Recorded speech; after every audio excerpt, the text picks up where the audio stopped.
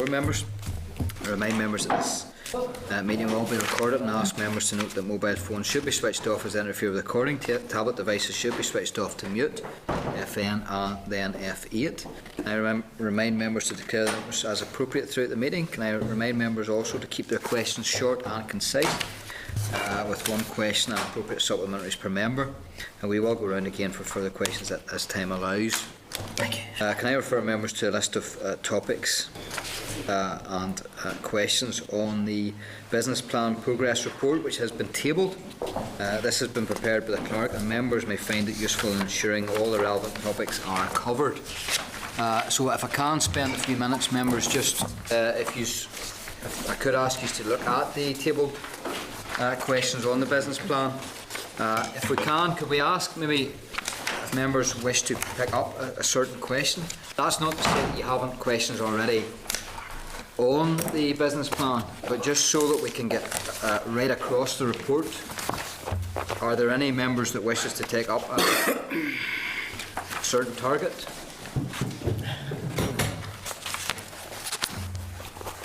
And then we'll allocate them and just make sure that we try and get as much covered as possible. Table papers, members, it's just the suggested questions.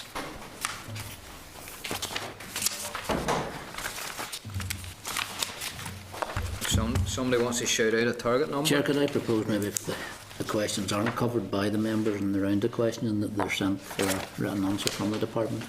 Yeah, that would be fine, yeah. You don't wish to then get a question? I haven't had the chance to at this stage. I'd go for goal 1 if you're through. Goal 1? Yeah. Target 1? Yeah. Okay.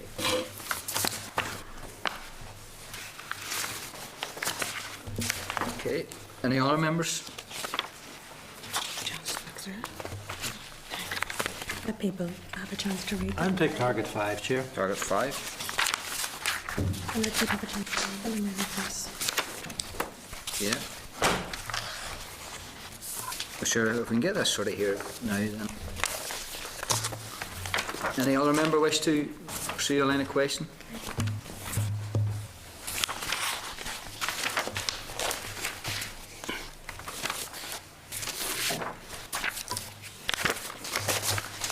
Target 7 possibly. Just Target 7? yeah. That's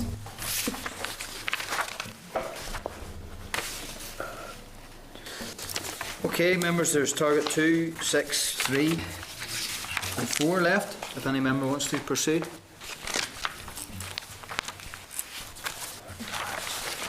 If members even want to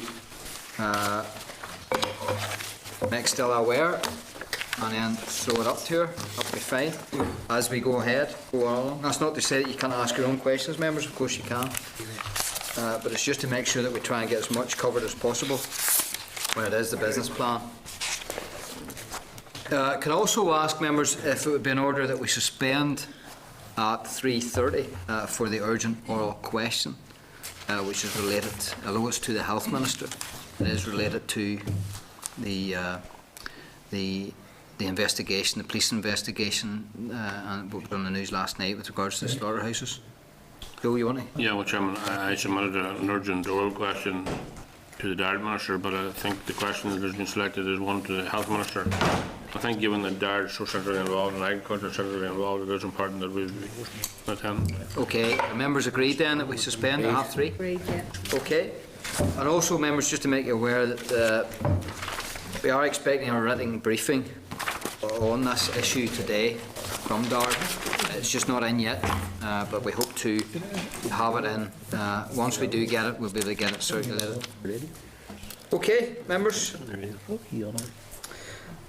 Can also just say then that can advise that members that an updated agenda has also been tabled. Okay, agenda item number 1 then is apologies. Are there any apologies? Oh, no. Okay, agenda item number 2, Chairperson's Business. I have nothing to declare at this stage. Agenda item 3 then is the minutes of the meeting, 25th of February. In your packs at pages 6 to 12. Are members content that the draft minutes are accurate? If so, I will sign. Agreed? Okay. Thank you very much, have you? Agenda item number 4 then is matters arising. Can I refer members to matters arising at pages 15 and 16, which contains the draft press release to encourage farmers to apply online for their single farm payments. Are members content with the press release to issue?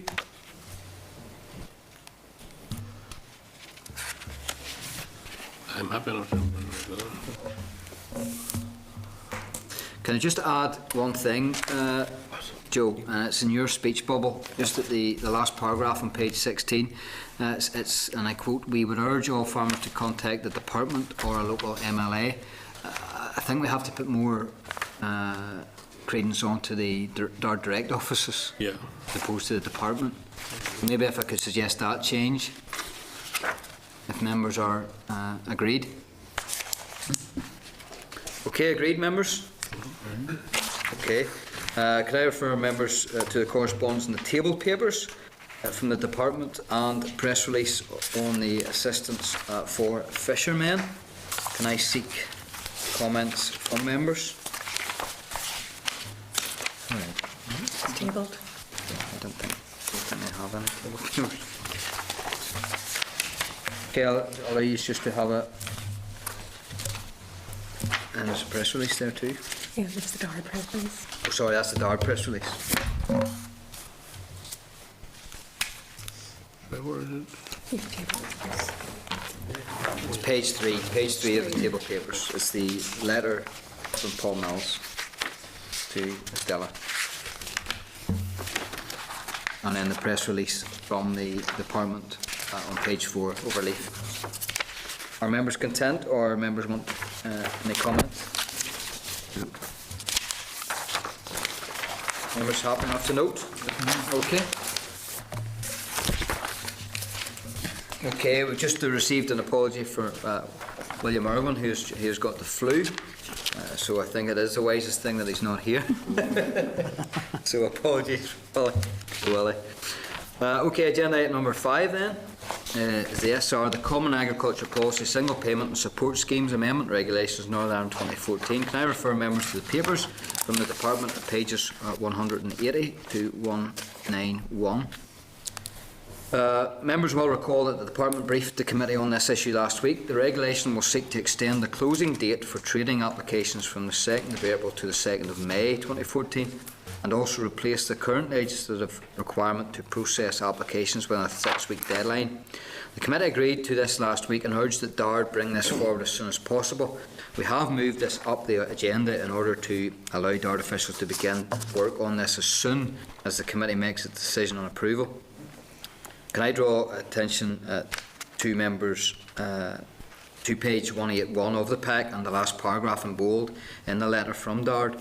The letter from DARD makes it clear that at the time of submitting the letter, legal advice had not yet been received. The department has since advised that the Departmental Solicitor's Office has cleared the regulations and explanatory memorandum. Can I seek comments from members on this? Well, I think, Chairman, I was going to raise the question about the legal advice, but now that has been granted, I think that should hopefully give us cover to proceed. Okay. Okay, then, if members are content, I'll put the question. That the Committee for Agriculture and Rural Development has considered the SR, the Common Agriculture Policy Single Payment and Support Schemes Amendment Regulations, Northern Ireland 2014, and has no objections to the rule. Agreed? Okay, members, thank you. Moving on then, agenda item number 6, the policy options arising from the reform of the CAP, Pillar 1 direct payments, oral briefing from DARD. Can I refer members to the memo from the clerk at pages 18 to 21 and the papers from the department at pages 22 to 100. Can I welcome Norman Fulton, Chief Agricultural Economist, Rosemary New, Assistant Secretary, and Mark McLean, Senior Agricultural Economist. You're very welcome to the committee as always. You're no strangers to the committee, of course. The members will have already had the chance to read your briefing papers, so can I ask you to take up to 10 minutes to address the committee, if that's possible, Norman?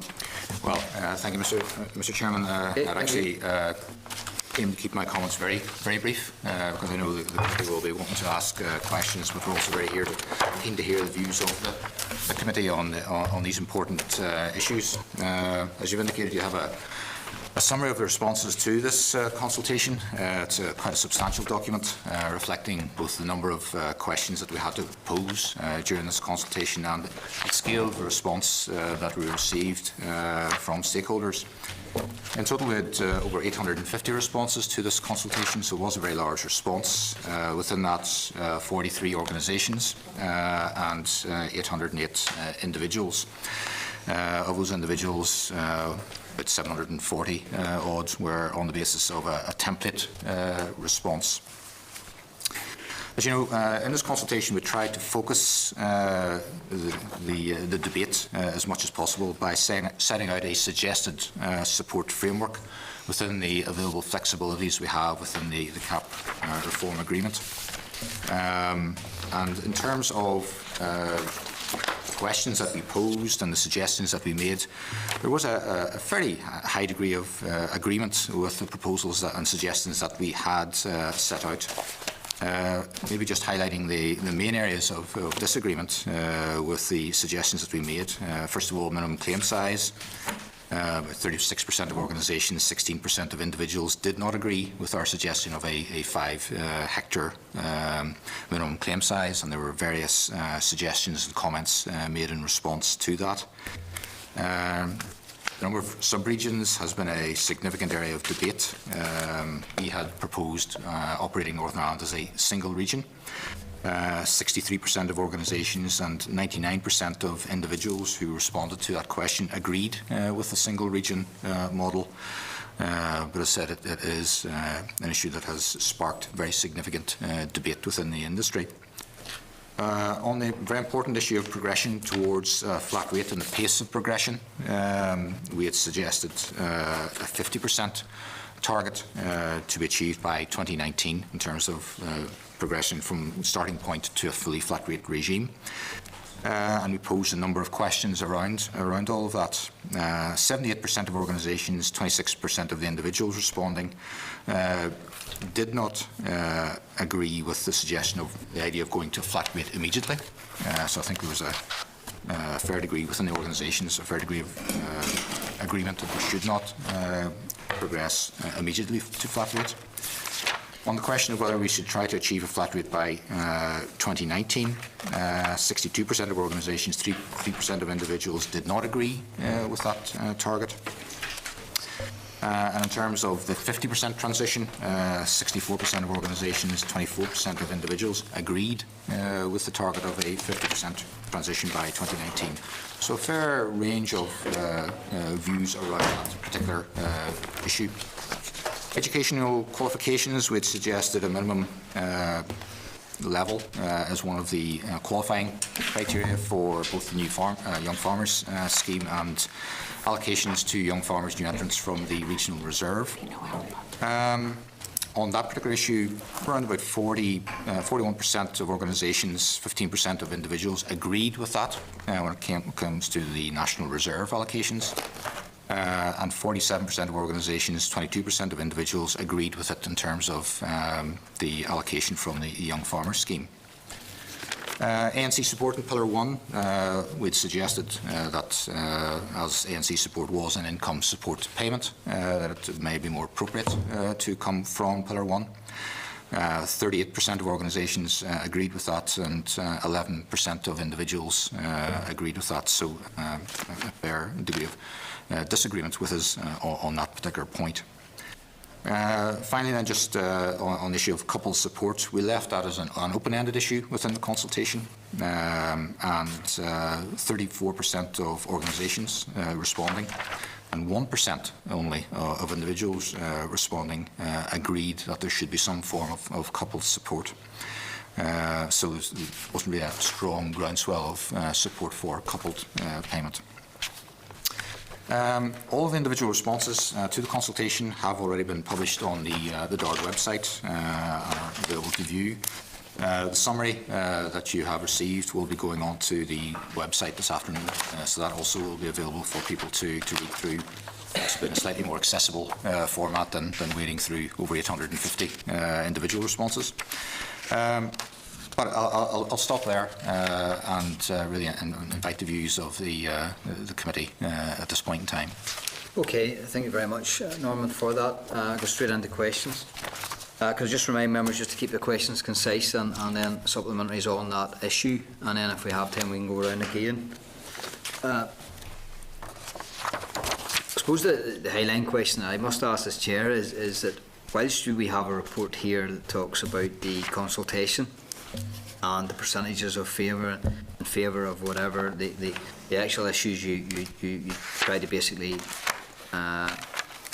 encourage debate on, we're still no further forward or clear as to what DARD is going to bring forward to the executive. Can you shed any light at all, Norman, on where DARD is at the present time and when they will go to the executive? Yeah. Okay. In terms of the process, we've now completed, I suppose, our analysis of the consultation responses, and we are currently pulling together an overall analysis, not just of this, but also looking at some of the detailed figures in terms of impact on different sectors, etc. Pulling that together into an overall package, which we will then take forward to the Minister. We would like to be able to do that by the end of this month, before the end of this month. And then I suppose really from there it's an issue then for the Minister to take forward and I suppose to a significant degree it enters a political process at that stage. So that's our timeline within this. Yeah. On the issue, one of the issues that you did actually specifically have an issue on, and that's basically the payment for the young farmers. Yes. And setting a degree of qualification for that at level 3. Has the consultation findings changed your view on that issue in any way? Yeah, I think there was a reasonable degree of support for the principle. There were concerns around the level, whether it should be level 3, whether it should be level 2. And just to clarify, level 3 is not a third level degree qualification. So I think that did cause a little bit of confusion with consultation. And others were suggesting, a minimum level of practical experience. So I think that there were valid comments coming forward. I think probably the principle was broadly accepted, and was just in terms of, well, what's the right level to pitch that at? But also, if we do set a minimum standard, then I think we also need to have in place mechanisms whereby those who currently don't have that level of qualification would be given an opportunity to achieve that through locally available provision. And I think that is something that we would have to respond to as well if we were to proceed with a minimum criteria on qualification. So I think it was a very useful response we got from the consultation. Yeah, okay. Put out to the members. Joanne Dobson. Thank you, Chair. Can I thank you for your briefing, Norman? And the Chair's touched on what I want to ask, so maybe I could expand on it a bit more.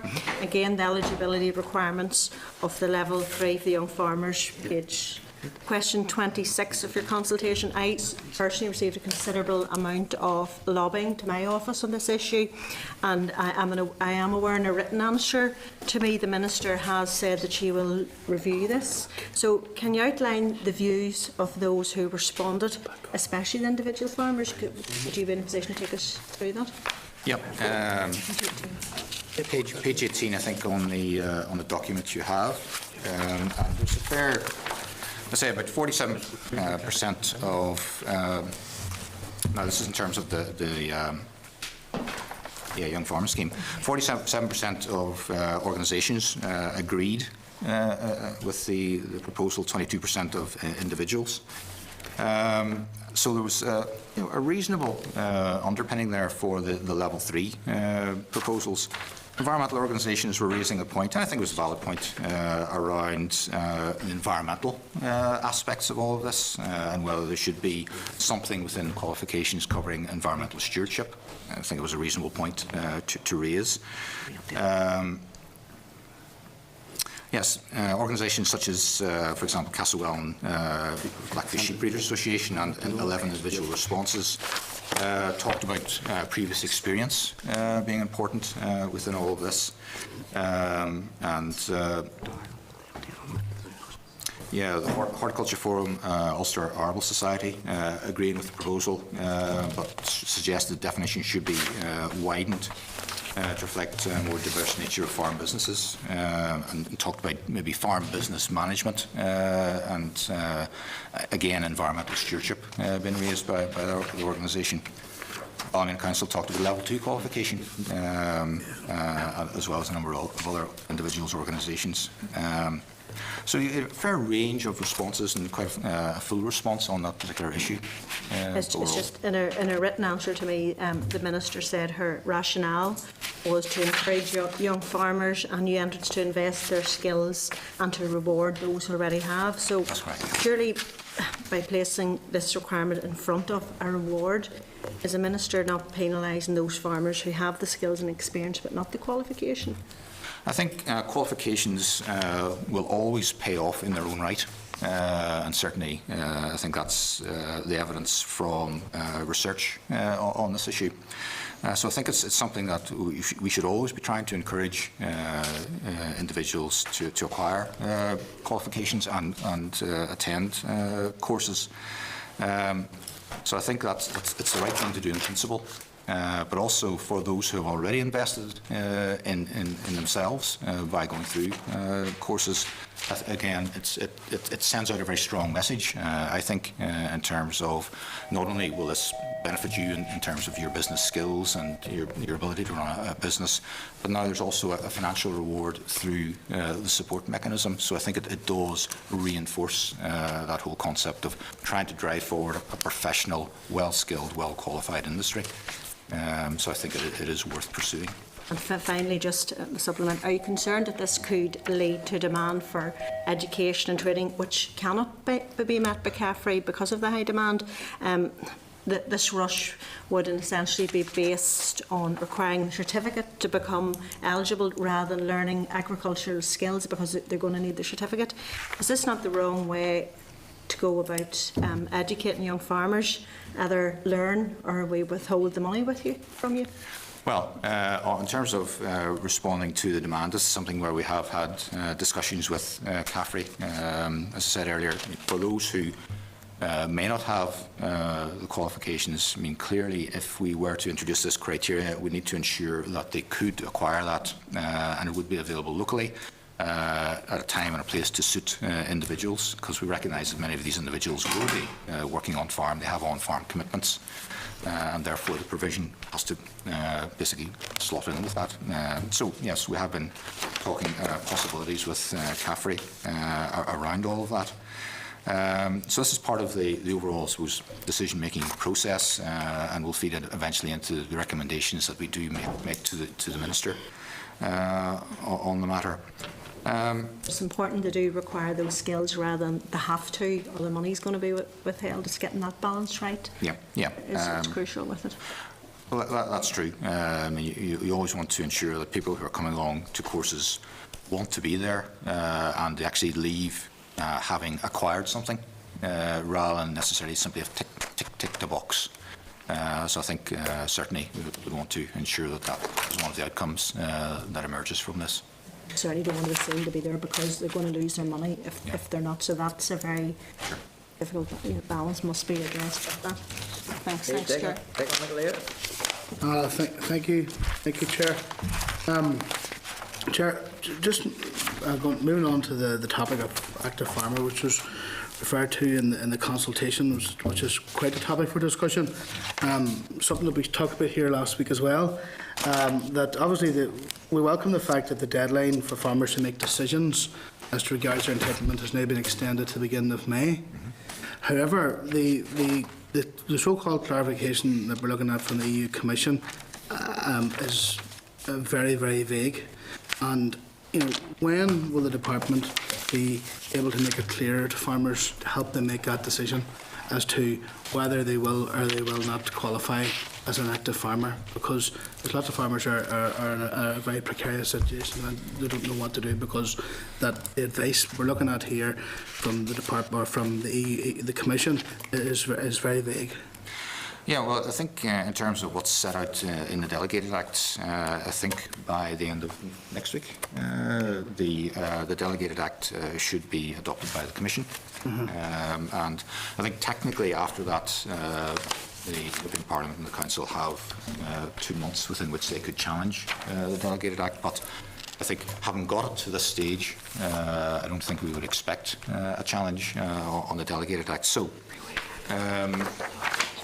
That more or less sets the position at that point in time. I think within the Delegated Act, it is fairly clear, and the wording in there makes it fairly clear that it is very unlikely that in a situation of somebody renting out the land in Conacher, that individual would be in a position to be able to establish entitlement in 2015. And that's the advice that certainly we've received from our departmental solicitor's office. So I think it's probably at that point as clear as it can be on that particular topic. Can I just come back on that? Yeah, certainly. Sure. I just want to pick up on it, right? And again, we looked at the Welsh has given the outline of what they would consider as active farmers, and I'm just looking at taking someone who is what I would loosely term as an active landowner, who does take on what they see here as the decision-making power, benefits and financial risks, an active landowner who uses their single farm payment to keep their land in good agriculture and environmental condition. Would that person not qualify as an active farmer under the Delegated Act? It really comes back to the agricultural activity that is taking place on the business. So whilst a landowner who is renting out his land may be undertaking activities around cutting hedges, maintaining drainage, etc., actually look at the agricultural activity that is being undertaken by the tenant. So be it livestock production or cropping, that activity has clearly been undertaken by the tenant farmer, and in those circumstances then it seems very clear as to who should be awarded the entitlement in respect of that activity. The issue you referred to in terms of the Welsh position, that is that also applies here, but that is a very specific issue relating to the so-called negative list, primarily to the negative list issue, whereby you have operators such as airports, railway companies, waterworks, permanent sports grounds, recreational grounds. They have to be on a negative list. And it's only if they are and show themselves to be significant, having significant agricultural activities above certain thresholds, that they could proceed through to actually receive support. If those operations are simply renting out land, then they wouldn't. So it's a very particular aspect of the active farmer issue that the Welsh have highlighted within the document that they published some time ago. The issue that we are looking at is much wider than that. So it only refers to a very small number of so-called negative list operations. Just on the cropping thing, so just say if someone qualifies as an active farmer, they use their single farm payment to keep their land in good agricultural environmental condition and maintaining good pastures and crop, but that they qualify as an active farmer under the... Yeah, again, it comes back to the situation. If that individual is not renting out their land, and the only agricultural activity or activity of any description going on that land is under the control and risk, etc., of the owner, then yes, that individual qualifies. So it's where the land is being rented out, Right. that and somebody else is undertaking activity, or even if the land is being offered to somebody free of charge, but somebody else is undertaking agricultural activity on that land, that it's the person undertaking the activity who would be awarded the entitlement. Thanks. So if there's nobody else involved on the land, it's simply the landlord. The landlord is simply maintaining his land in GAEC. Then in those specific circumstances, yes, the landlord could qualify for the entitlement. Thanks. But on that point, this is very, very complicated. Yes. Let's look at a scenario of a potato farmer Yeah. who needs land, different land every year. How will that operate? How will the entitlements operate for that man? For the potato farmer who has to rely on Conacre on a yearly basis, different land. Yeah. So he's having to deal with maybe different landlords or different landowners.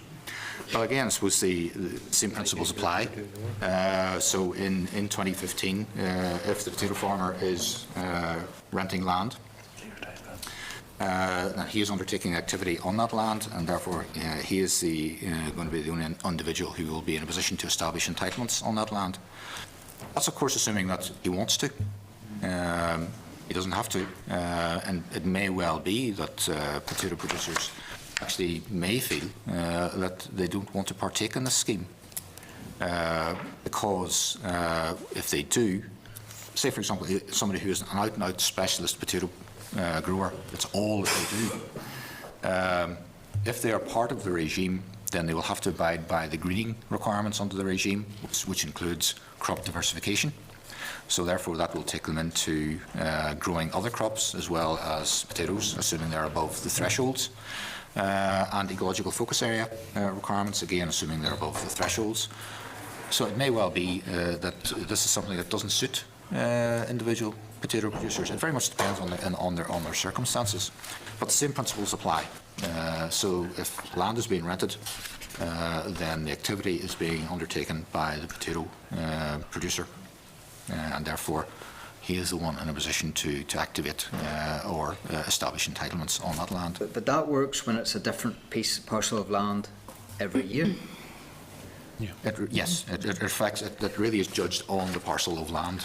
I think it's important here to clarify that entitlements don't belong to particular land parcels. They belong to the business that establishes them. Absolutely. And from 2015, essentially, if entitlements are reallocated, then it'll be the business that applying to establish those entitlements will use all the land that they're farming. That is land that they own that they're farming and land that they take in Conacre that they're farming. And they will use that to establish their entitlements. Then in future years, they're farming different land, that's fine. They use that land then to activate their entitlements, whatever land they're farming in the following years. And that is, again, land that they own that they're farming and land that they rent in that they're farming. If they're renting land out in future years, then they don't use it to activate their entitlements. It's the person to whom they rent it to would use it to activate their entitlements. Okay, thank you very much. Tom Buchanan. Thank you, Chairman. Looking through the responses to the consultation, there are a number where the majority of respondents goes against what the department has been proposing, or there's a few of them. How does the department then propose to move forward in those? Well, this is all part, I suppose, of the analysis and that we'll be putting forward to the Minister. So this will all be clearly set out for the Minister, and then it's for the Minister then to decide how to progress. So we can simply present the analysis, the recommendations, and then the Minister then will take it forward from there. Yeah. Fair enough. It'll be quite a difficult situation for the Minister to go against the majority of the respondents to the consultation on some of them particular subjects, do you not think? Well, the Minister will have to take on board a range of issues, and so yes, it's part of the decision-making process to balance all of those matters. A consultation is not a referendum. You're seeking the views of stakeholders, and they are taken on board and given proper consideration and due consideration before a final decision is taken. Okay, I would hope that the stakeholders' responses will be taken seriously in this particular. Oh, absolutely. I mean, that's why we did the consultation. Okay, Joe Byrne, Deputy Chairperson. Yes, Chairman. First of all, I would like to congratulate the Department on the consultation exercise that they've done. Certainly, reading the report in relation to submissions, there's a wide variety of views and expressions of concern and interest. I was going to say it's a fairly strong cocktail, but I resist Molotov. I want to ask a question, Chairman, in relation to the three designations that we currently have of lowland, DEA and SDA. And I appreciate the officials mightn't have the figures at hand, but let's make a go at it. Do we have the numbers of farmers in each of those categories, lowland, DEA and SDA, and the average farm size in each of those areas, and the average single farm payment currently in those areas? Those are figures that we could provide, yeah. We don't have them with us, but yes, we could provide that. Because at the end of the day, this discussion is about winners and losers, and what's best in relation to the overall development of agriculture going forward. And lastly, Chairman, on the 5 hectares, has that been an arbitrarily chosen figure, or is that Europe has thrown out the figure? Where is the 5 HA came from? 5 hectares is the maximum that we're allowed within the regulation. So in the case of the UK, 5 hectares would be the maximum threshold that we could establish. But you could establish 2.5 hectares or 2 hectares? That's right. That's right. Thanks, Chairman. Okay, Joe, Alderman McMullen. Yes, Chair, thank you. Thank you for your presentation. The question of entitlements, they were talking about it there, has that really been started out? Are we going to do away with them, start afresh, or what are we? What's the position with the whole thing of entitlement?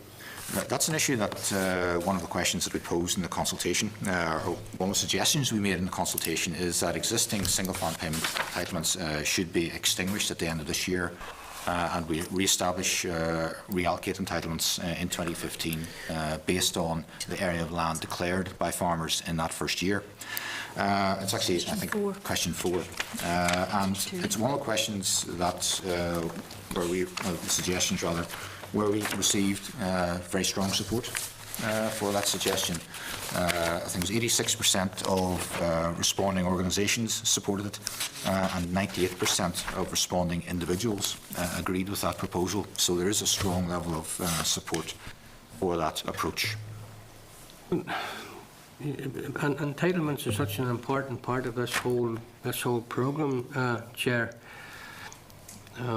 I propose that the committee writes to the Minister and asks her to move on that as soon as she can.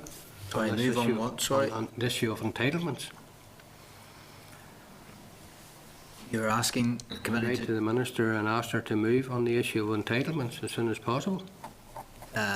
Sorry, I'm a wee bit confused. Is that not basically the SR that we dealt with earlier on? I think, Sorry, go ahead. Yeah, maybe I could explain. This is the suggestion that we made within the consultation, that at the end of this year we extinguish all existing single farm payment entitlements and start afresh effectively in 2015 by reallocating entitlements to farmers based on the area of land that they declare in that year. Yes. And it's a suggestion that received very strong stakeholder support through the consultation process. I think it's very relevant, I suppose, at this point in time, because it's one of the issues that is important when it comes to the potential trading of entitlements and transfer of entitlements.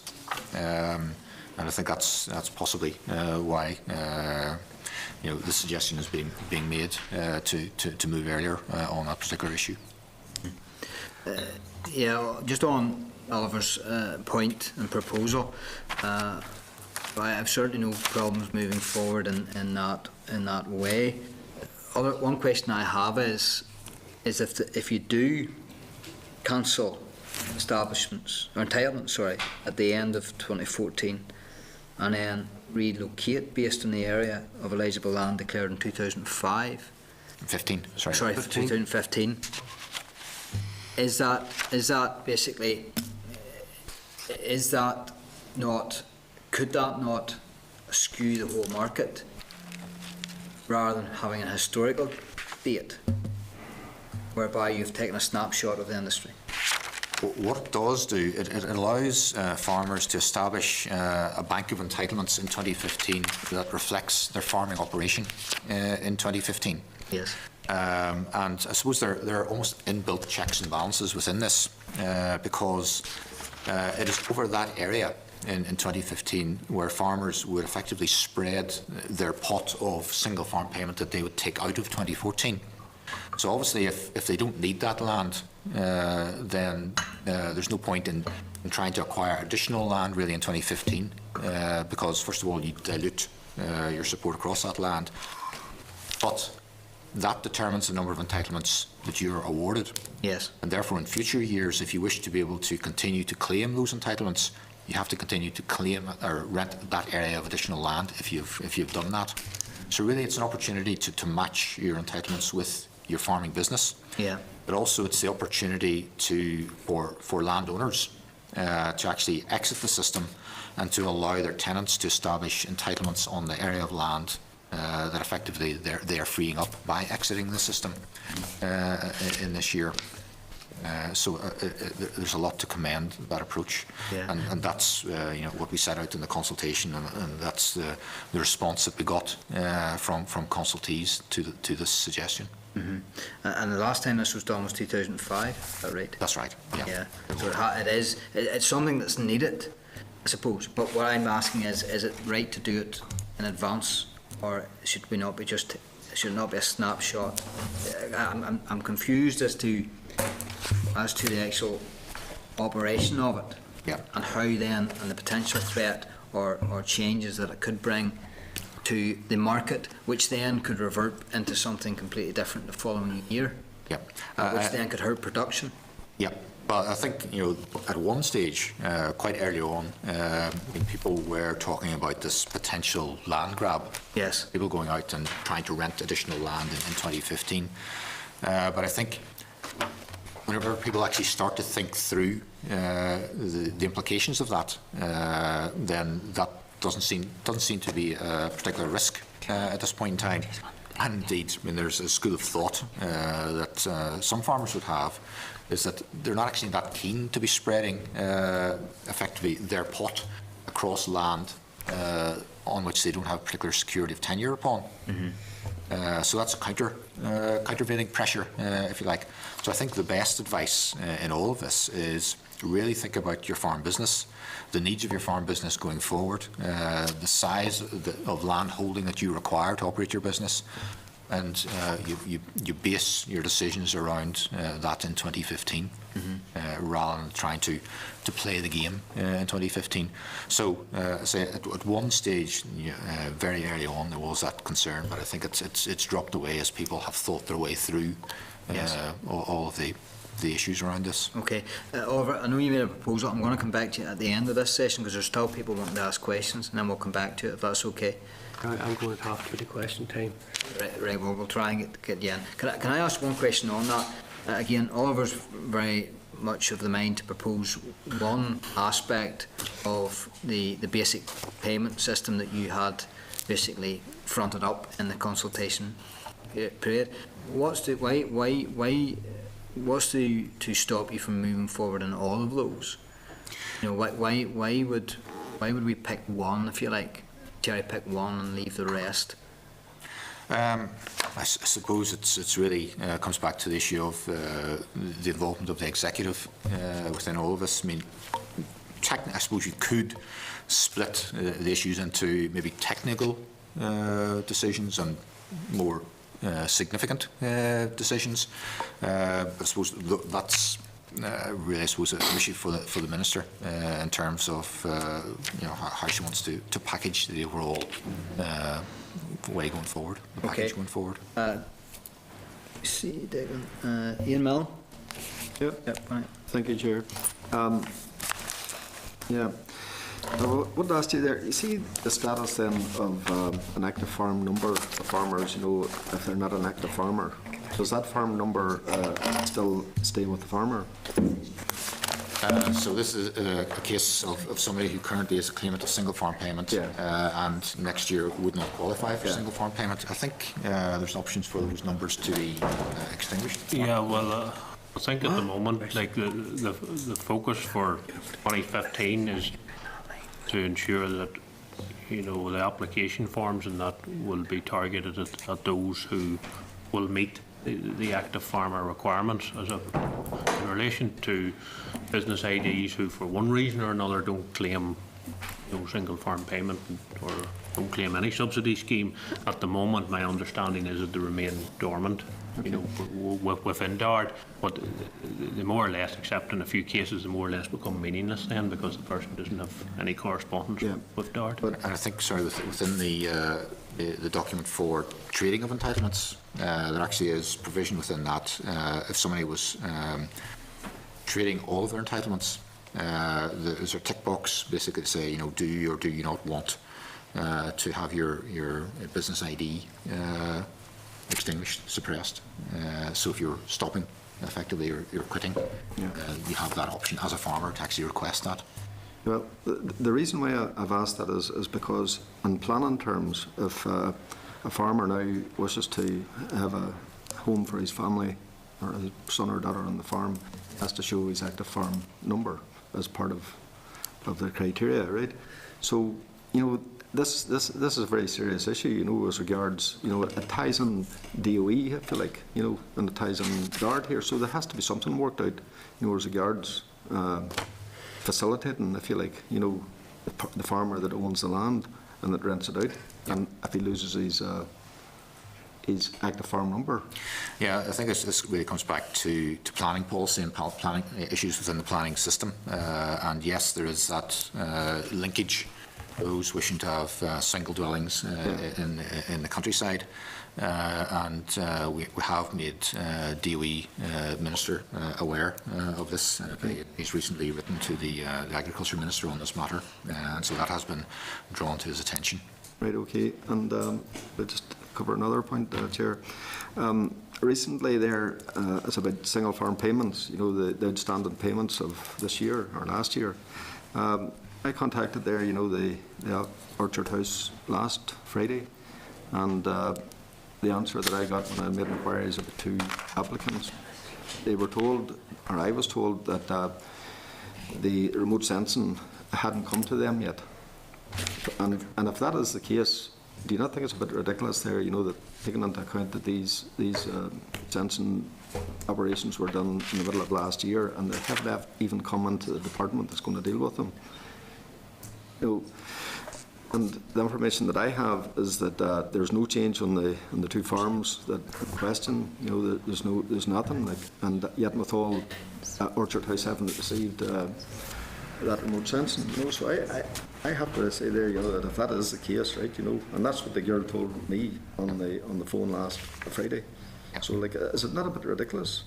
Well, unfortunately, Mr. Chairman, it's not an area that I can comment. I don't have any. But it's maybe something you could make inquiries about. Well, we can certainly take you know, a it seems message to be happening quite often there. You know, when you phone Orchard House there are these excuses, you know, to say that it's with the private company that did the remote sensing. Okay, well, we can certainly take a message back, yes. Thank you.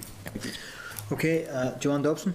Thank you, Chair. Can I refer you to question 29 on the issue of area of natural constraint? Yeah. And it would appear, by reading that through this responses, that there is a massive opposition given the responses, especially from farmers.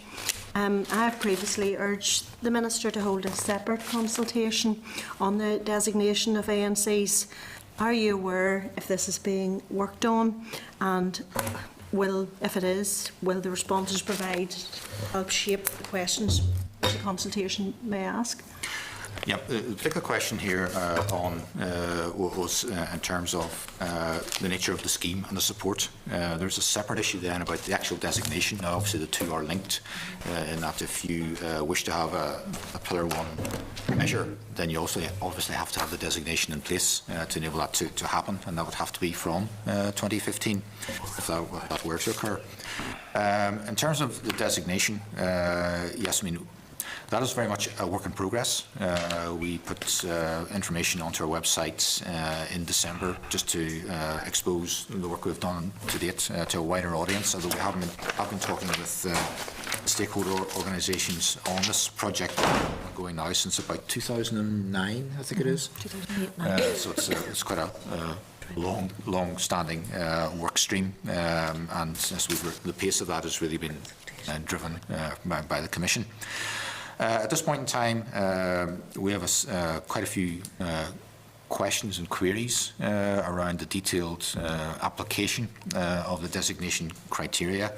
We're waiting on responses from the Commission to the specific questions we've posed, but also from further fine-tuning guidance that the Commission are expected to produce shortly, we hear.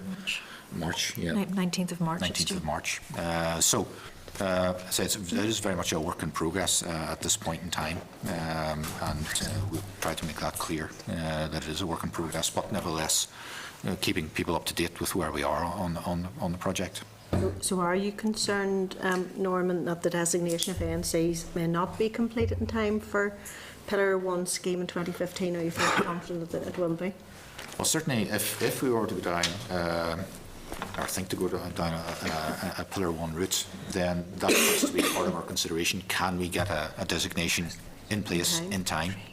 And I think it's also important for farmers that if we are to do this, and we were to introduce that from 2015, then really we would need to be notifying farmers by October of this year. Particularly if people are out in the Coinacre market, they would need to know the status of the land as to whether it would qualify or not qualify. So certainly that very much would have to feature in our thinking. Could we actually deliver this within the time frame? Which you don't know at this stage whether it's achievable or not. Yeah, I mean, I say we are waiting on further clarification from the Commission on this matter, and that we'll have to then see where we progress from there. Maybe you could keep us updated on that then. Certainly, yes, that's not a problem. Yeah. Thanks, Chair. On that very important point, obviously ANC, a massive pot of money. Depending on whether it's Pillar 1 or Pillar 2, it's still a massive amount of money, which will have a massive then impact on our pot, whether Pillar 1 or Pillar 2. So surely, how can the Minister and Department ever really have their plans in place and their bids in place for additional monies if they have not resolved the ANC issue? Yeah, well, in terms of the sums of money involved, under Pillar 1, I think it's a maximum of about €16.25 million per annum is the maximum that we could deploy. Under Pillar 2, we currently pay about 25 million sterling per annum under the LFA scheme. So, in context of a £325 million Pillar 1 support, that's the sort of the context. So yes, certainly, if we are to have an ANC support measure in Pillar 2, that obviously is a very significant chunk of money to come out of Pillar 2. To be financed from that, and as we know, the available resources within Pillar 2 are very constrained. So this is all part of the overall package that has to be considered in the round, and the prioritisation of support and where it best fit within the overall package. I suppose ANC is one of the most complex areas because it could fit in either Pillar 1 or Pillar 2. And they have it has different characteristics depending on how it is taken forward.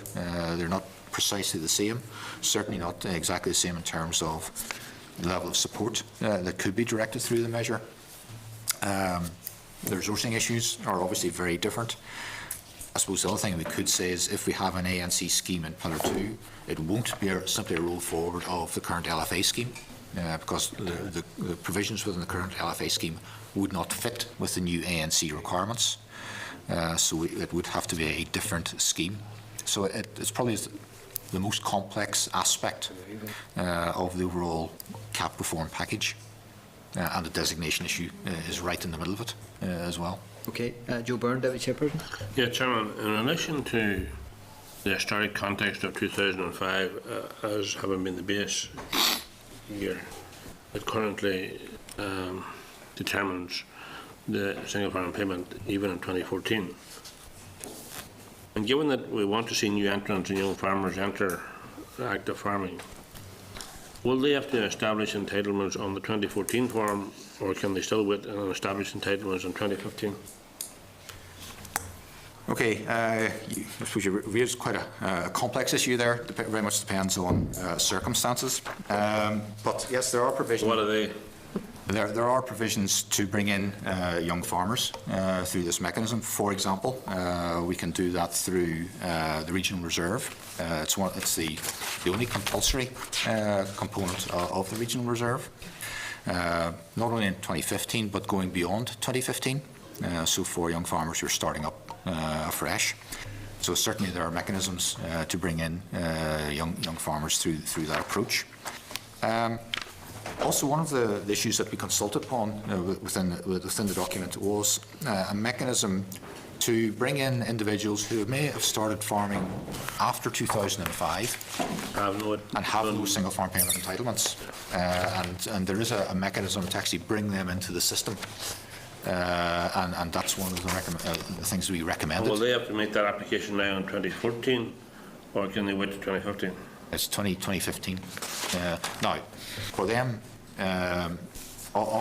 for that particular mechanism, they have to have been in production on 15th of May 2013 and never have held single farm payment entitlements. So therefore, they wouldn't be making claims to the system at this point in time. And it's in 2015 then that if this option is adopted, they would come into the system and they would be brought in at that point. Thanks, Chairman. Okay, Tom Buchanan. Yeah. In Europe, minimal activity is an option in the delegated acts. If that was to happen here, how would the department implement it? This is for areas that are naturally kept in a state suitable for agriculture. So it's commonly referred to as the Scottish Clause because it has particular relevance in Scotland, where you have, I think it's over 1 million hectares of land at this point in time, in which effectively very little agricultural activity occurs. Indeed, the areas may be maintained through deer grazing, wild deer grazing. So it's a particular issue in Scotland for those areas to define a minimum level of activity. And so to prevent those areas coming into the regime, receiving support with absolutely nothing going on. So it really was brought in to address that situation. In a Northern Ireland context, I don't think we really have any land of a similar character. And indeed, again, it was something that we actually asked within the consultation document, some questions around that. So it's something that is not of particular relevance to Northern Ireland. It really is really focused on the Scottish situation. So you think the department will have no difficulty in implementing it, as it will not be part of the Northern Ireland context then? Yeah, and certainly if you were to go down that route, effectively what you would have to do would be to map such land, define it, and then define the minimum activity within that area. And so it's not really relevant to the nature of agriculture and the environment in which we farm here. Okay. Okay. All right, sorry. Sorry, Ian, you want to come in? I'll have to go. Okay, that's fine. I wouldn't mind asking the question. Okay, first. go on ahead, go on ahead. Please. Thanks, Norman, for your presentation as far and all of that. So the question I want to ask is about entitlements. If you're saying to farmers now to sell their entitlements before May, and say a farmer there's entitlements is worth £2,000 a year, and if you're talking about 2019, it's about £10,000, right? And you're saying to them, go ahead and work this out with your accountant or whoever, right? So you're washing your hands basically of any transaction there, right? So if next year comes about and there's a flat rate brought in, does the flat rate then, how does that affect the money that the person that bought the entitlements? Yeah. Is there a loss in that? Okay. Well, in terms of where we sit, I mean, we can't go out and advise farmers to sell or not to sell. It really very much depends on their individual circumstances and what they wish to do. We're trying to put out as much information as possible to enable them to take informed decisions. In terms of if we were to move to an immediate flat rate in 2015, then the value of support that you would be getting in that year and in subsequent years would depend totally on the area of land that you declared in 2015. There would be no read back into what you were previously claiming in 2014.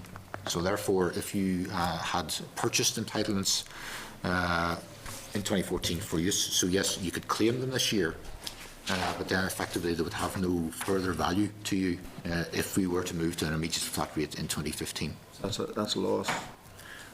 Well, But who yes. would want to buy entitlements then, if that threat is lying there for a flat rate? Because, that wouldn't be, you wouldn't go and buy a business there unless you saw the books, and saw there that there's a viable one for a start. It's the same with this situation here, Chair. That's right, and I suppose that's part of, unfortunately, that's part of the uncertainty that farmers at this point face, because to really clarify that issue, you really have to address the whole package of support before you have certainty on that particular issue. But sorry, Chair, if I'm going on here a wee bit, and I really have to go too. But so why not? Is it not a wee bit like the cart before the horse, right? Can a situation not be worked out here? Where we get a clear direction as to when the flat rate will come into play, and therefore give that space for farmers then to decide then if they wish to purchase or not to purchase. Yeah. Okay, Mark, yes. Right, well, we're a bit constrained here by what the EU regulations permit. Like, basically, what the regulations say is that the historic value of your entitlements, which obviously wouldn't apply if you get a flat rate, but that the historic value to work out the value of your entitlements in 2015 is either the entitlements held or activated in 2014. Right. To hold an entitlement for the purposes of 2014, you have to hold it on the 15th of May 2014. And therefore, if you want to get more, you have to buy entitlements or get them gifted to you. So that basically constrains it, and that has to be done now by the 2nd of May 2014.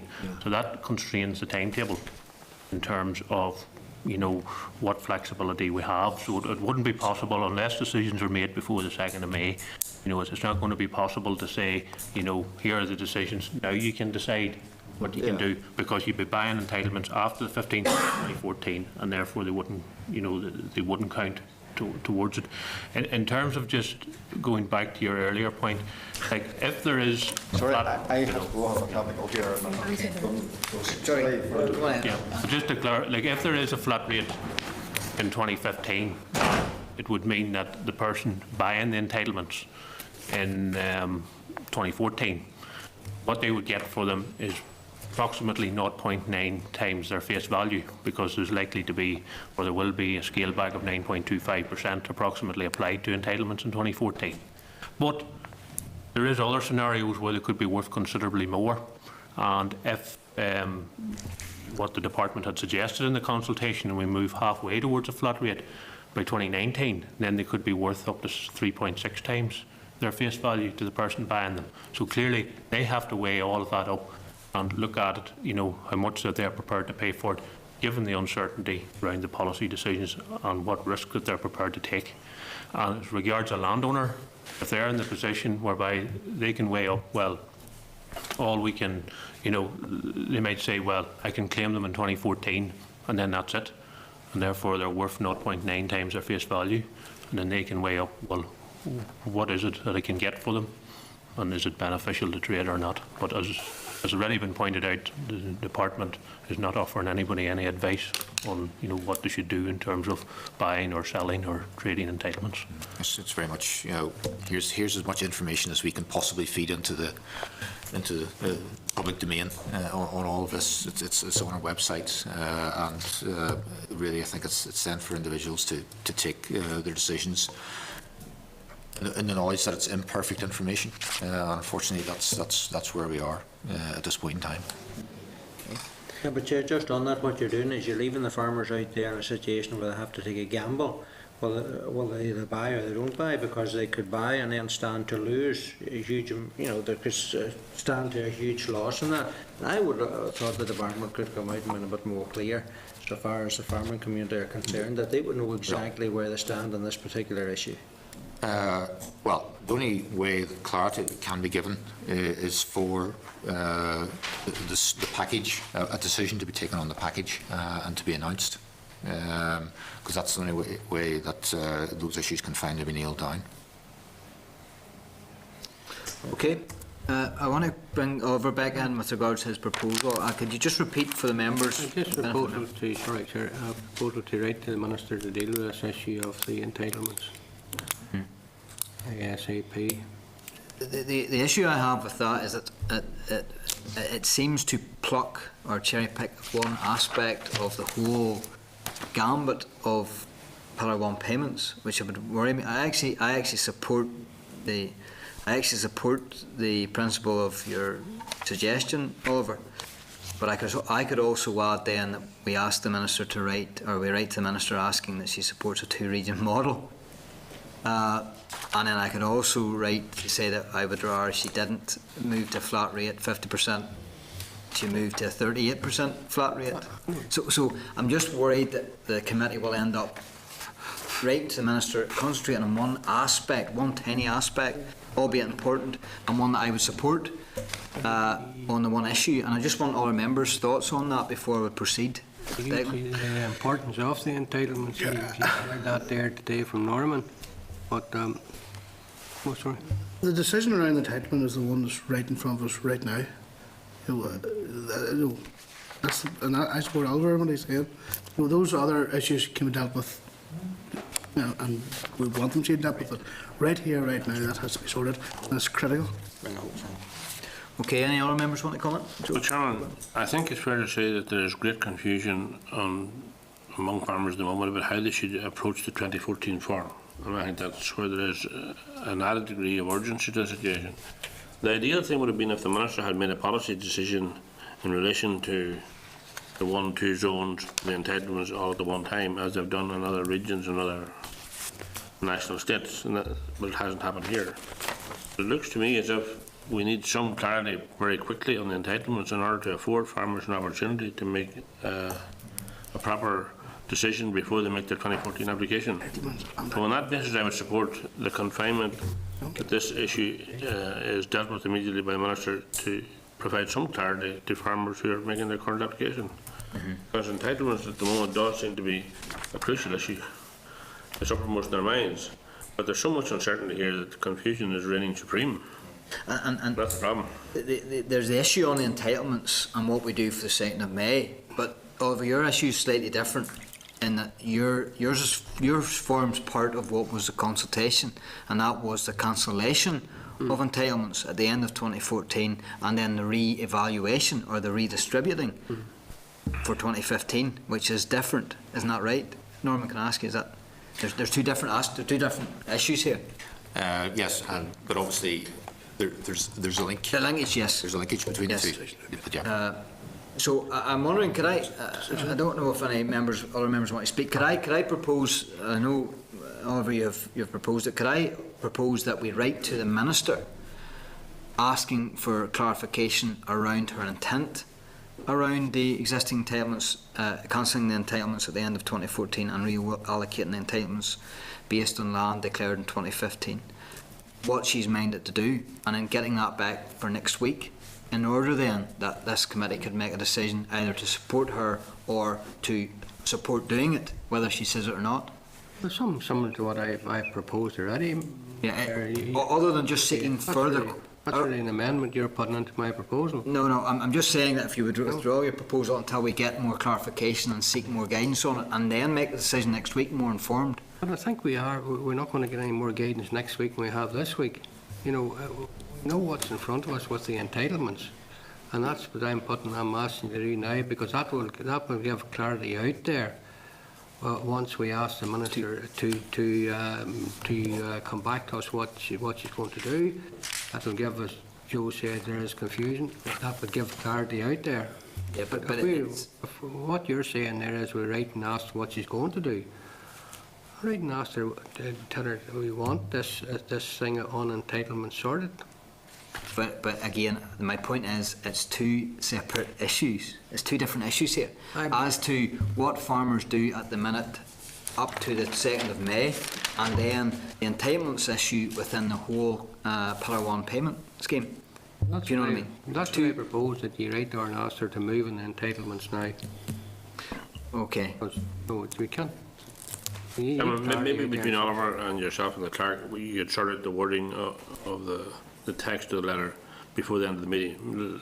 But let's agree in principle, yes, that we'll write a letter. Either day or May. No, at the end of the day. End of May. No, that may let them all off the hooks. Well, Chair, if I'm reading the situation right, I think what this committee is looking for the Minister to provide clarity on this issue. So I mean, all we're doing is writing to the Minister asking to provide clarity on this particular issue, isn't it right, Chair? Yeah, well, that's basically what I'm proposing, so that we can then see what the Minister's prepared to do, and then we can either as a committee support it or not support it, or urge her to do it. That's the only difference. Well, if you come back to me with this draft this afternoon, do we see it? Because, you know, we can't be making 2 proposals in the one day. No, I understand that, and it would mean We that could you, make as many proposals. it would mean that you would have to remove your proposal before that could happen. But if we want clarity on something, Yeah, well, it is unfortunate that we have a Minister who hasn't provided clarity on this particular issue, and I would have thought that the Minister would have been out and would have had clarity provided for this committee, seeing that this is an issue that's causing so much confusion in the farming community. Yeah, and again, here we have a chance now, and we're yeah, and again, can I stress that I actually support your call? But it's just a case of making sure that the committee keeps itself right and informs itself with all. I think it's important, Chairman, the committee has a united voice in relation to the letter that we send as well. Yeah. Because I don't think farmers at this point in time want to hear of a squabble in here in relation to what So we we'll work on a letter then, if that's okay, Oliver, and then we'll address it before the end of the meeting. thank you. Sorry, I have to run. No, you're okay, understand. Okay, members, can I just ask, I had to deal with Oliver because I knew I was mindful he had to go out, but I'm still not finished with you, Norman. Okay. Just can't relax.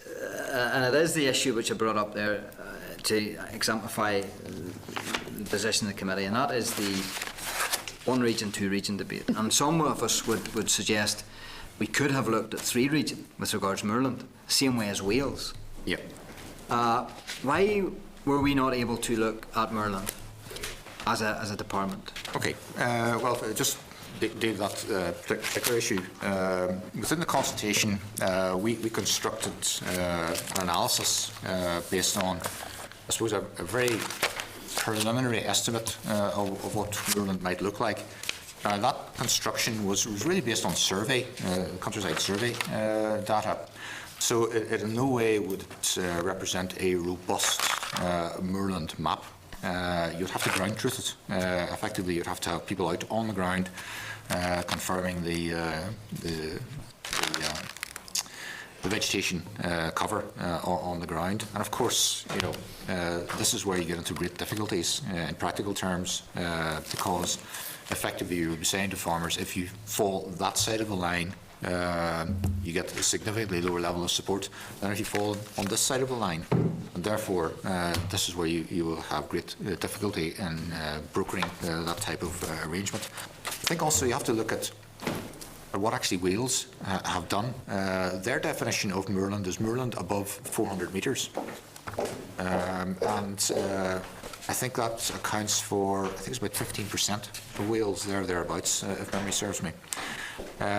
Just to put that, if we were to bring that same definition back here, you'd be looking at 1.5% of Northern Ireland.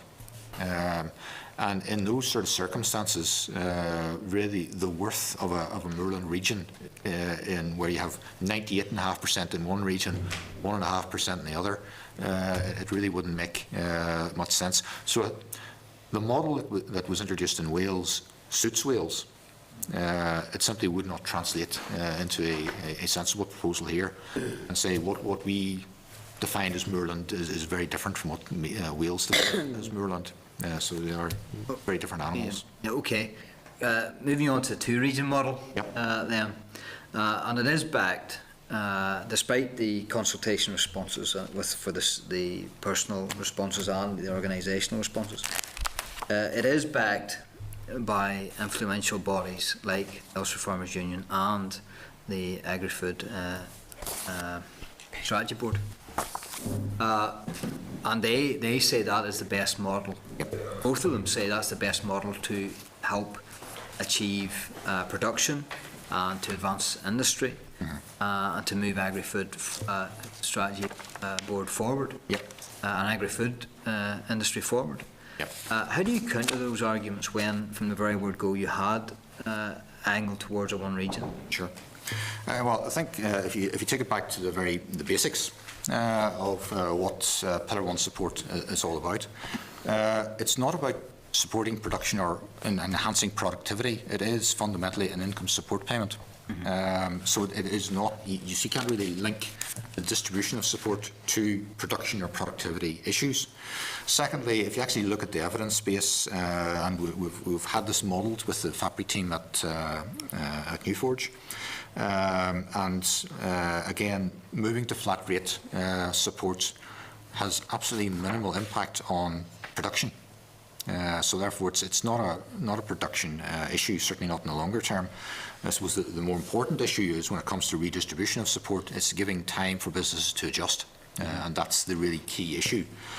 Now, if you look at the detail of the union's proposal, effectively they recognise that an SDA region creates real difficulties within that region for the cattle sector, and the only way you can overcome that is to introduce a headage payment to offset the two-region model. Headage payment is Pillar 1, so really you're looking at coupled support.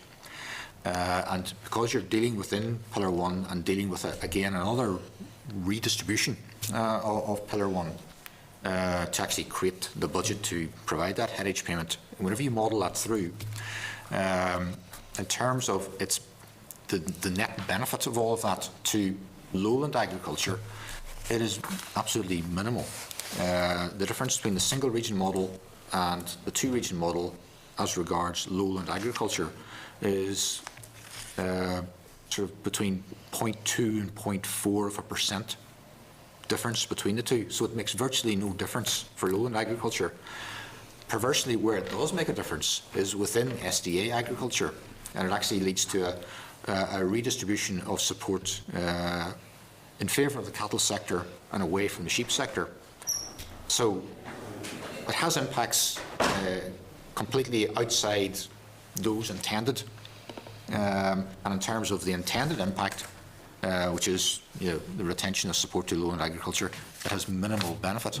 But what you do end up then with is a very complex support regime, because you have particularly farms that are straddling the boundary would have a set of entitlements that they could only claim on one part of the farm, and they couldn't be used on the other part of the farm because the entitlements are ring-fenced. Plus, if you're talking about a headage payment for only animals within the SDA region, again, if the holding straddles the boundary, then part of the herd would qualify for the support and part wouldn't. So you end up with this very complex overall support regime, and not actually achieving what you set out to achieve at the end of the day. But I suppose, take it back to the very fundamentals. Pillar 1 is not to support production or productivity, and that's the starting point. But what we have to ensure, I'm sure you agree, is that it doesn't affect production. That's correct. And food security. Well, I think the issue there is really around the pace towards and the transition towards flat rate. That really is the key issue. Yes. How would you counter the argument that they use that with a region, single region, and I apply your logic, that there still is massive winners and losers, which then could affect a sector or sectors to the point where we lose production? Yeah. I think no matter what way we do this, there's always going to be winners and losers. We just bring Mark in here on this particular point. I think, Chair, if the concern here is the amount of redistribution that's going on, and I know when there is counter arguments to the fact that it has been argued that the people who have the highest payments per hectare at the moment are the most productive farmers, and that's not the case right across the board, because some sectors have low historical support and vegetables didn't have any historical support and so on. But even if you go with that assumption, a single region model will redistribute 30%. If you reach a flat rate, will redistribute 30% of monies away from, basically from losers to winners. Introducing two regions changes that from 30% to 28%. Or if you bring in the moorland, it's still 28%. That's a very small difference. if you were to move halfway towards a flat rate, the 30% goes to 15%, or the 28% goes to 14%. So you could be talking about a difference between 14 and 15%. So increasing the number of regions makes very, very little difference to the amount of redistribution. The big issue in terms of the amount of redistribution and what individuals are going to get is how far you move towards a flat rate payment. Because if you just look at it simplistically, if you have somebody who's getting 600, 700 euros per hectare, the big issue is not whether they go to 329 or 379. It's how far they go towards those values that will have the big impact on their support. And one further point is, we have looked at farmers who will stand to lose under the single region model and under the two region model. Now, they're different farmers, but the numbers are similar under both. For the amount of dairy cows, suckler cows, ewes, cattle, and sheep that they account for, all very similar proportions, whether it's single region or two region. So we have done a very substantial amount of analysis around all of this issue. Yes, no, I understand, and I'm glad that you have. With regards to the point about the real factor here is the transition period and the convergence. Yep. Is the department minded then to lower the percentage of convergence by 2019? Is that right? 19? Yep. To a 30% rather than a 50% in order to allow even more time for business to adapt? The position that we've always taken on this, right from the very earliest part of the CAP reform process, is that we are not against the principle of moving towards flat rate. And the issue really is pace of progression towards flat rate, because we accept the argument that it is very difficult to justify differing levels of support to differing farmers based on what happened 20 years ago. And I think that's very difficult to try and justify that. It becomes more and more difficult as time wears on. So really it's always been an issue about transition. We had suggested in the consultation, in keeping with the line of a 10-year transition, that by 2019, 5 years, halfway. Now, you see the responses that came back from the consultation on that issue, and there are a range of views. I think there's only probably one stakeholder group actually asked for a slower rate of transition, and all of the rest were either supporting 50% or moving faster, and at the extreme, I suppose, immediate flat rate. So that's sort of the range of views we got back from the consultation process, and those issues now that the Minister will need to consider. Final question. Us Farmers Union would argue that to implement a one region model now, after putting so much store into the argument on a regional basis with Scotland, England and Wales, yep, that we are really undermining our argument, which worked very, very well, and I congratulate the department for achieving the result for Northern Ireland compared to Scotland and England and Wales, which is a historical thing also. But to actually then argue that case, win it, be successful, and then after that, immediately after that, implement a single region model, defeats and undermines our argument. Yep. I don't really think that argument really stands an awful lot of scrutiny.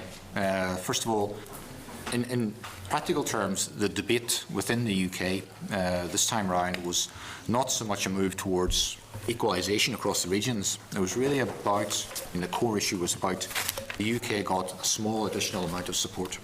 And it was about the distribution of that support across the regions. So there wasn't any substantial argument or debate around equalisation of support within the UK. But if we were to, to advance to that, I don't think it puts us in any better position to have two regions compared with one. For example, if we were to have a two-region model, Lowland and DA, and the average payment within that area would be €379. In Wales, their Lowland region is 240. Similar in England. So therefore, if somebody said, lowland farmer in Wales, dairy farmer, for example, is getting 240, in England is getting 240, in Northern Ireland is getting 379, why? So I don't think it puts us in any stronger position within that debate. And I think the other thing to recognise as well, what has happened in England in particular, they had a 3-region model, or I suppose they currently do, this is the final year probably, of Moorland, other SDA and other, and they have gone to a position of combining the SDA and the other, because they don't see that there's any continuing justification for that split. So they've actually progressed to make that merger of those regions. Okay. Final question. Why are we still debating this, talking this through, messing about with this whenever it's very clear that the other regions and the Republic of Ireland are finalised, decisions taken, and at least their farming businesses know what's happening, good or bad? Yeah. Well, I think this goes back to the very first question, really, this afternoon. We would aim to have, our recommendations, our advice, analysis to the Minister by the end of this month, and it then effectively enters the political arena, and that obviously is not within our gift, and that's something that I suppose has to play itself out. So I suppose that's all I can really say on the matter. But yet, no matter in any other region, there was always going to be a political phase. But they have done the administration phase, and then they've went to the political phase, and they're now through that. But Yes. we haven't finished our administrative phase, whereas everyone else has. Yeah. So we haven't even got to the political bit yet. Yeah. You know what I mean? Yes. Why is that the case? For example, we're ahead of Scotland, who actually only launched their consultation not that long ago, so they are further behind than us. So we've all gone at slightly different paces, and the full suite of decisions have not been announced yet for England, for example. They're still debating the issue around the level of support for the Moorland area, and that's still an issue that has to be resolved. So it's not the case that everybody in other regions have taken all their decisions and are moving forward. We're not in that position. And yes, we're very acutely aware that the industry very much wants to know where it stands and what it will face next year. But also, from a departmental perspective, we have to deliver this next year, and therefore we need to know what it is we're expected to deliver on time and accurately. And so therefore, the sooner the decision for the department, the better as well. Okay, no further questions. So again, thank you very much for your attendance. A bit of a marathon session, but nonetheless, thank you very much. And a very important issue. If we could just maybe add, and certainly if there are any views that the committee want to feed to us at this final stage of the consultation process, very happy to take those at this point. Okay. Well, again, if we can get a chance as a committee to discuss that, we certainly will, and then we'll see what comes out of the proposal today. Okay, thank you very much, Nick. Okay, thank you. Thank you. Okay, members, moving on then to the agenda item number 7 is the 2013-14 Business Plan Progress Report on the 31st of December 2013. Oral briefing from Dark. Can I refer members to the memo from the clerk at pages 102 to 105, and papers from the department at pages 106 to 164. Members have also received a tabled list of potential issues to explore, and everyone's away. Can I welcome? They're coming in now. Oh, they're coming in now. Sure, I have a call to make. Maybe I need to wait till somebody else comes in. Do you want to take a 5-minute suspension? Yeah, will that do? 5 minutes, I'll get a quorum. To get a quorum, just to go, okay, no problem at all. Sorry. All right, Okay, members, moving on then, agenda item number 7, 2013-14 Business Plan Progress Report to the 21st of December 2013, or briefing from Darren. Can I refer members to the memo from the clerk at pages 102 to 105 and papers from the department at pages 106 to 164. Members have also received a table list of potential issues to explore. Can I welcome Graham Wilson, Assistant Secretary, Tom Rogers, Principal Officer, Ian Humes, Principal Officer, and Elaine McCrory, Principal Officer. You're all very welcome to the committee. As always, the members will have already had a chance to read your briefing paper, so if I can ask you to take 10 minutes. I know there's a lot of detail, the business plan. If I can ask you, Graham, to be 10 minutes, and then we'll ask questions and bring out all the other information. Thank you. Okay.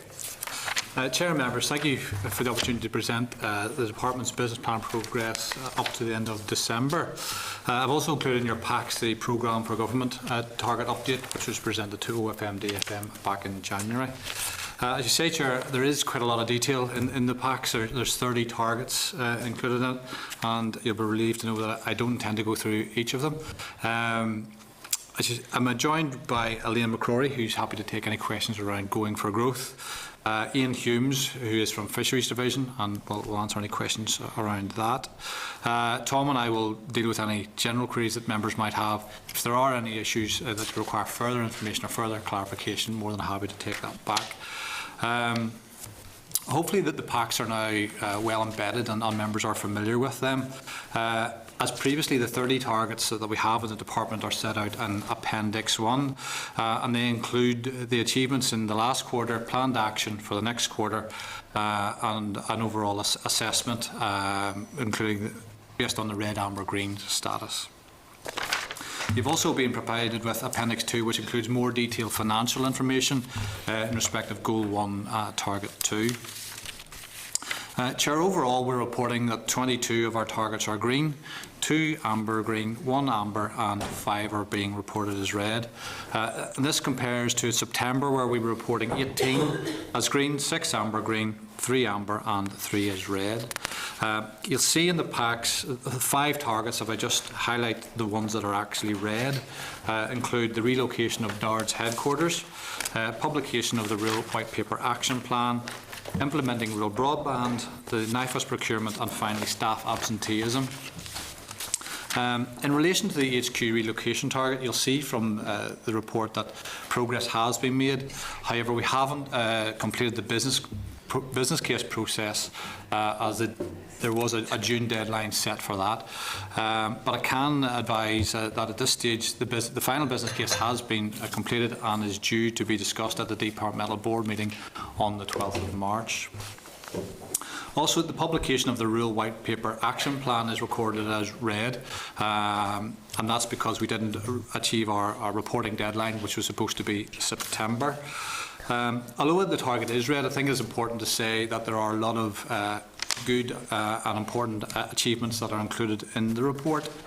Just picking up some of the highlights on page 9 of your pack, 300,000 passenger trips funded through the Assisted Rural Travel Scheme, and also 802 unemployed young people supported by the Boost programme. So I think it's important to reflect the fact that there are some good achievements in there. Also, Goal 2, Target 4 is recorded as red, and that relates to the rural broadband scheme. The problem with that was that around procurement, and the tendering process wasn't completed on time to allow us to roll that out. But certainly our intention is to complete the £5 million investment during the 14-15 financial year. Also, Goal 3, Target 4, and as previously advised the committee, the NIFAS procurement has not progressed in line with our original timeline. I can confirm, however, that since December, and this report was done, a significant work has been done in relation to the financial plan, including the monetary benefits of the project. And again, that is due to be discussed at the departmental board meeting in March. Finally, in relation to the staff absenteeism target, you'll see from the paper that we currently are forecasting an outturn of 8.9 working days lost, which compares to the 7.8 working days that are included in our business plan target. Chair, the only target that is amber is in relation to the Rivers Agency target, which had a 74% target for fluvial defences in fair condition, and that is now being reported at just over 69%. And I know that Rivers Agency have diverted additional resources in to address that issue, but it's unlikely that the target of 74% will be achieved by the year end. So that's where we are with that particular target. That concludes my introductory comments. As you say, Chair, I'm more than happy to take any questions that the committee might have. Okay, Graham, thank you very much for resisting resisting trying going into the minutiae of it, because we know it is very complex and you've kept it very high level. So thank you very much, and we will try and go into the detail of it now. Go straight any questions. If I could take you to target 2. Under the Rural Development Programme and European Fisheries Programme. In our pack, it's 112. I don't know if it's the same for you. Let's go 1, target 2. And as you can see there in the commentary, axes 1, 2, 3, and then the EFF. If 2 green and 2 red. Yeah. What's your logic then for having the whole target assessment as green? The logic, Chair, there is that because we're ahead of our profile position, that our spend is actually ahead of target. Overall, we're going to achieve our target of £72.7 million. The red reflects the fact that there are 2 individual items around Forest Service grant claims, and also on the fishery side of things where they're actually behind target. But overall, our expenditure is actually ahead of where we had anticipated being. So in global terms, it's green, but we wanted to make sure the committee were aware with individual issues around those 2 particular areas. Yes, okay. With regards to the specifics then around the Forestry Challenge scheme, why, in your opinion, has it been such a low uptake? And it is now anticipated that spend will only be 0.075 of a million, as opposed to achieve the 1.95 by the end of the year. I know it's in millions and it's small compared to the whole business plan, but with regards to forestry, it is significant money, and it's something that we really have, if you like, underachieved in over the last number of years. So I'm keen just to see what's the reason why we have failed in the uptake of this, and what needs to happen to change that. Difficult for me to be definitive on that, Chair. Whenever we will launch these schemes, we're always anticipating demand based on the details of the scheme, and if it's not sufficiently attractive to landowners to actually choose to plant out their land, then there's very little that we can do about it. But planting out and afforestation is very important to us, and we will continue to try and make it as attractive as possible. But it's purely just down to the lack of demand for the scheme. Okay, with regards then to the other issue of red, which is the EFF, the Fisheries Fund, file here is 0.61 underspend. What's the reasons for that, the issue around that? Again, it's predominantly down to demand, Chair, on the various schemes, and I suppose it would be remiss if not to ask Ian to comment, as he's obviously closer to fisheries than I would be. There are really 2 large projects, Chairman, that are affecting the spending situation. One of them is Axis 4, which is community-led local development, and there the difficulty was getting to a point where we had an agreed business case and allowed the local action group to launch the scheme. They've now launched the scheme. They've received 35 applications, and whilst we're not spending on them in this current financial year, it is anticipated that they will spend their full budget by the end of 2015, which is when the current programme comes to an end. The other element in this is an extremely large scheme that we're looking at the moment, which we've involved Invest Northern Ireland in the process of examining this. It's a very, very large project. It will demand, if it's successful, about £2.4 million of public subvention, so it's worth about £6 million overall. and we're looking at all of the issues there, and that is really the fact that we haven't given any approval or issued a letter of offer. It had been anticipated that we would be doing that in the current financial year. We're not there yet, but again, if this project goes ahead, there will be a very considerable spend before 2015. Just as you finish, Ian, it would be remiss of me not to say something in regards to the fishing industry and the support that has been received, and I know you would have had a hand in it, so I congratulate the department on that issue with regards to financial support. Okay, I'm going to hand over to Tom Buchanan. Thank you, Chair. Just look first of all at the sickness target of 8.9, 7.8, and you're achieving 8.9. Is that target set too high? And, is the policy for dealing with this matter, is that being fully implemented, or has there been any internal reviews or anything done within the department? Because obviously sickness within all the departments is an issue that's causing obviously a huge amount of money for the departments, and I'm just wondering, is the correct policy there? Has it been fully implemented, or has there been an internal review done? Maybe the target's set too high. What's the difference? You're quite right, Thomas. I mean, this is an issue that's impacting on all government departments, and I know certainly it has been an issue that the Permanent Secretaries Group across all departments are looking into, and have recently carried out a review, a self-assessment, to make sure that the correct processes and procedures are in place. I suppose, like everything, there's always things that you can do to improve on that, and we'll certainly seek to do that. Within the department, we have also carried out an online training and awareness session for all, so all staff have had that, making sure that they're aware of the various processes and procedures within the department. And I also understand that there's an NICS-wide stress survey being carried out to try and get a better feel and understanding what the underlying issues are that are causing the increase in the levels of sickness right across all departments. So we are continuing to look at it to make sure that we are doing the right things. And you're right, I mean, it is an issue, it does cost. There's a financial cost to all of this. So it is something that we're persevering with and making sure that we're doing the right things. So it's very much on the agenda and at the very highest level. Okay, thank you. And again, one of the lights you mentioned the rural broadband, and you did make mention as to why there's a delay and that it would be delivered on time.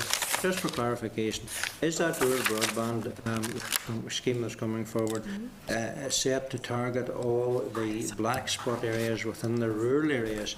Because if we look out right across the rural areas, we have quite a number of black spot areas, and despite broadband being upgraded some time back, it still didn't reach out into those areas. Yeah. Is this scheme targeted at those particular areas? I think it'd be fair to say that whenever you're investing £5 million in the vast scheme of things, I don't think it's going to tackle all of the broadband issues right across the north. So I don't have the detail in terms of the actual outcomes of all of that, but I think it is a step in the right direction. But we can come back to you on that if that's something that. I could just maybe add, if I could. DETI has now issued a contract for delivery of the broadband improvement project, and the tender was won by BT, who are currently drafting a full technical plan. And when that plan is available, it would allow us to identify the areas which will benefit from the investment. So it's part of the process, really. Yeah. Yeah, okay. Well, maybe whenever that plan and all is done, we can get a copy in committee. And just one other issue, Target 5,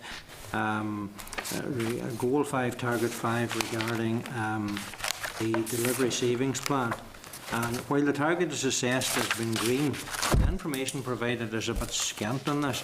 And maybe you give us some idea as to what are the income target saving delivery plans, what are they, and how much is really involved in all of this? I don't have the details with me. The overall target for the department was £40 million over the budget period, so that's over four years. There were a series of different priorities. There were 8 different categories that we had identified. There are 52 different savings delivery plans right across the department, and certainly I can provide you the detailed information of all of those if that would be helpful. There's quite a number of them. Some of the big items in there was additional EU income that we set as a target. There was additional Forest Service income that we set as a target as well as a range of other cost reduction measures included in that. And you're satisfied that's going to be fully met? Yes. Yes. Okay, thank you. Okay, Joe Byrne, Deputy Chairperson. Thanks, Chairman. In relation to Target 1 and dealing with data and the going for growth strategy, I see the green light flashing here, but I'm wondering what is the degree of agreement which has thus far been reached between DETI and DARD in relation to bringing these proposals forward? My understanding, Joe, is that there's an executive paper has been drafted, and that is subject to a future executive meeting. My understanding is there is agreement between the both ministers that what's in the paper has been agreed. There was if I can just jump in, there was a proposed response to the Going for Growth report drafted between the two departments and bringing in other departments as appropriate, and the two ministers then circulated a paper to their executive colleagues outlining what that proposed response is, and we're still awaiting a final confirmation then from the executive. Well, forward. Given the debacle around the zero transfer from Pillar 1 to Pillar 2 and no agreement on co-match funding, and given here that you mentioned the resource implications of the proposals will require careful consideration, has there been agreement yet on the funding mechanisms or funding lines that will be required? As far as I'm aware, I mean, obviously we're continuing to work up the options for the Rural Development Programme, taking account of the money we know we have from Europe and then looking to see what national funding is available. It is going to be challenging for us, and we're going to need additional funding to fully deliver. But ministers will be working that through. Well, Chairman, given that there's two departments essentially involved, as well as the private sector, where is the department in relation to the private sector commitment or otherwise, and the funding requirements or otherwise that they are hoping to get? So, in terms of the private sector commitment, do you mean in terms of those recommendations that the industry would lead on delivering? You reckon here that the recommendations made by the board are directed at both government and industry, and the investment the board has identified from both is significant. So what I'm trying to find out is, have you yet agreed what is the government support to the industry in relation to implementing the Going for Growth? And that's a subject of the executive paper that is to be discussed by the executive at a Everything's future meeting. contingent on the executive paper. Yep. So will we meet the March 31 deadline? We will have to look at our assessment again, obviously, at the end of March. You know, the green could be premature. It's still green at this point in time. We understand that it's subject to an executive meeting. We'd relook at the assessment again at the end of March, based on progress. This assessment obviously is done at 31st of December. Yeah.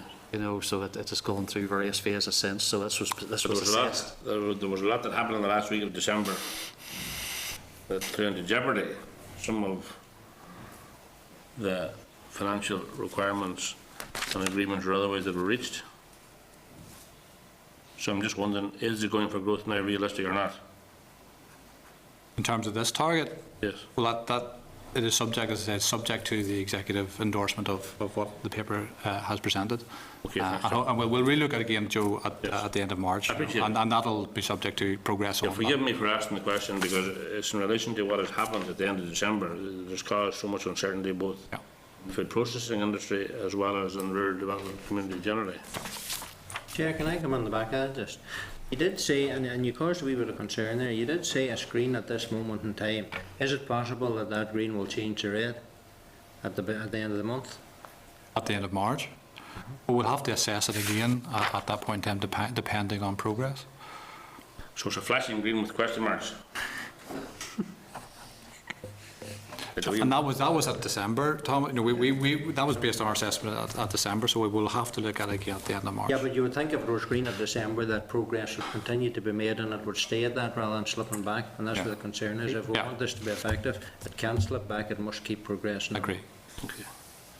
Okay, Michelle Malvin. Okay, thank you very much. And I am conscious that this was done for the 31st of March, and I suppose my focus is really on Go 4, Target 5 with regards to the infrastructure for flood protection. And I know that you mentioned that the fluvial defences were 69.85% against a target of 74, but you'd also suggest that additional resource was being allocated to that. How much is being allocated, and will that be spent in a timely manner? In terms of whenever I refer to resources, it's really staff time, so no additional funding has actually been put into Rivers Agency to deal with this. I think certainly there has been what it says in the report is additional audit work has been done and making sure that the defences are sufficiently robust. And in carrying out that audit work, they've identified that there are some gaps, and that's why the target has actually reduced. So it's not an issue about investment, it's actually a more closer and greater scrutiny in terms of the performance of the fluvial defences that has identified some issues. So Rivers Agency are aware of that and they're addressing it. At this stage, it looks as if it's unlikely that they're going to achieve their year-end target, but they are making sure those resources are retained and in place to address it, and we hope to get back up to standard by the end of 14-15. Okay. One additional point of clarification on that maybe is that within the categories of fluvial defence assets, performance against the very high and high risk assets are currently defined as 95% and 77% respectively. So the shortfall, if you like, or underperformance affects only those assets that have been categorised as medium or low risk in the fluvial defences terminology. Okay, I mean obviously the 98% of the sea defences regard to be in fair condition or better was the target, and you're on target with regards to that, although I think the caveat again is the fact that that was the 31st of December and obviously they were tested quite severely then in the earlier part of this year. I'm assuming then that I know that there's an assessment that's being carried out with regards to that. Do you anticipate that you may need additional resource, and that being in a financial manner to address some of the issues around that? I'm not aware of any financial resources that are required, but I suspect once they carry out the work, and if there is a shortfall, then we will come back to this committee and ultimately to the executive in terms of bidding for additional resources if that were necessary. Okay, so we're not aware of any shortfall at this point. So even in the period since the title started, you haven't had any requests from Rivers agencies for additional resource? No. Okay, that's interesting. Thank you. If I could bring you on to Goal 3, Target 3, old bugbear of mine, Bovine TB, and certainly for this committee. And where Kate's not here, but again, how can you really suggest that this target is green, considering the fact that on the 17th of September 2013, the Minister announced it to this committee actually on that day that her intention was to establish the TB Government/Industry Strategic Partnership Group to develop a long-term strategy to eradicate TB from the cattle population in Northern Ireland.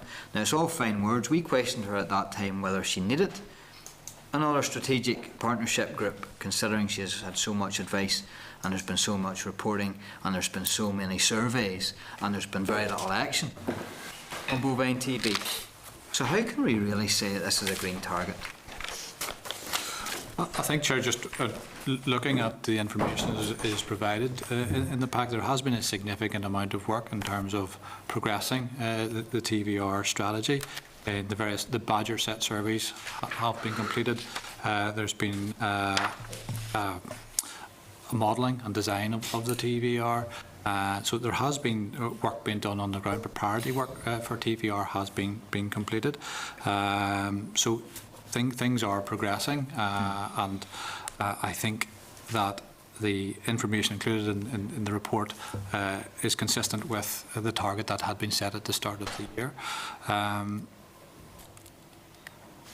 So how then, if we are waiting now for the establishment of another government/industry working group to develop a long-term strategy, how can we ever move forward if that's not even been in place yet to even discuss or formulate a strategy? Because as I keep saying to officials who come up to me on TB, bovine TB, we hear of another report, we hear of another strategy, we hear of another strategy group, we hear about another partnership, we hear about more surveys. But we have not seen any action. When are we actually going to see feet on the ground dealing with the TVR? I think, Chair, that was part of what we have included in our report, is the preparatory work that has been completed to allow TVR to go ahead. I mean, it is a very significant amount of work to actually complete that. In terms of the Badger set surveys, the various modelling work, I mean, there's a number of steps that have to go through, and also making sure that we have the licence agreements in place. So, unfortunately, it does take time to go through all of this, and that's reflected in the various actions that are set out in the report. And I understand your frustration, because I do appreciate that it is a difficult disease, and I know the committee has had various briefings on it, but to give you the assurance that there is things happening, and hopefully that the information included in the report provides you with that reassurance. How much money is it going to cost? Again, that's subject to the business case, and there is a significant investment required. So where is the business case? Because if we are working on preparatory work for TVR, surely there has to be a business case for that. Yes, that would require a business case. Yeah. So where is the overall business case for the TVR, and then obviously the eradication of bovine TB? That's currently being developed by the business area, the business case, and looking at the various figures attached to it, and looking at the cost associated with it. It is a significant investment required, and the figures are quite significant, as I say. So affordability will be a key constraint in all of this as well. I think officials in that area, Chair, are due to come to the committee on the 8th of April to give you a fully up-to-date brief on the whole position. They certainly can't come quick enough, in my opinion. But if you are saying it's a significant amount of money, which we all suspect, when is your first reasonable chance to bid for any funding? I suppose, Chair, that would be June monitoring, which isn't that far away. Will be the first opportunity to bid for funding for that. And is that what your target is? That would be our first opportunity to bid, yeah. No, but is that what the DARD's target is? Is that what you are targeting at the timescale to bid for money for the TVR scheme? That would be our intention, yeah. To bid for money in June. Okay. And then when can we expect the outline business case? That would be before again, that. I would prefer, Chair, if we waited to the presentation on the 8th of April, whenever others are closer to this, and the detail would be provide you with the detail of that. Okay, and we're still going to hold you to June. Good. Okay. Any further? Joe Byrne, sorry. Yeah, Chairman. In relation to NIFAS and the APHIS placement, now, about a year ago we were told that a lot of good progress was being made. But reading this here, the Gateway Red status would claim or would signal that there's major problems in relation to the funding affordability gap and in relation to uncertainty about the relocation of the DARD HQ. When did these factors arrive? Well, certainly, Joe, since it's December and since this report was written, we have made good progress on NIFAS, and we've been working with the individual business area in making sure that there's a financial plan that is affordable, particularly looking at the monetary benefits associated with that project, and making sure that they're more clearly defined. We're in a much better position to actually get the approval now in place. It's to be discussed at the Departmental Board on the 12th of March, and then hopefully shortly thereafter it'll be sent to DFP for sign-off. But meantime, is there still some residual difficulties about personnel and software contracts pertaining to the old system. There are contractual issues that will have to be dealt with, yeah. And will they have financial implications?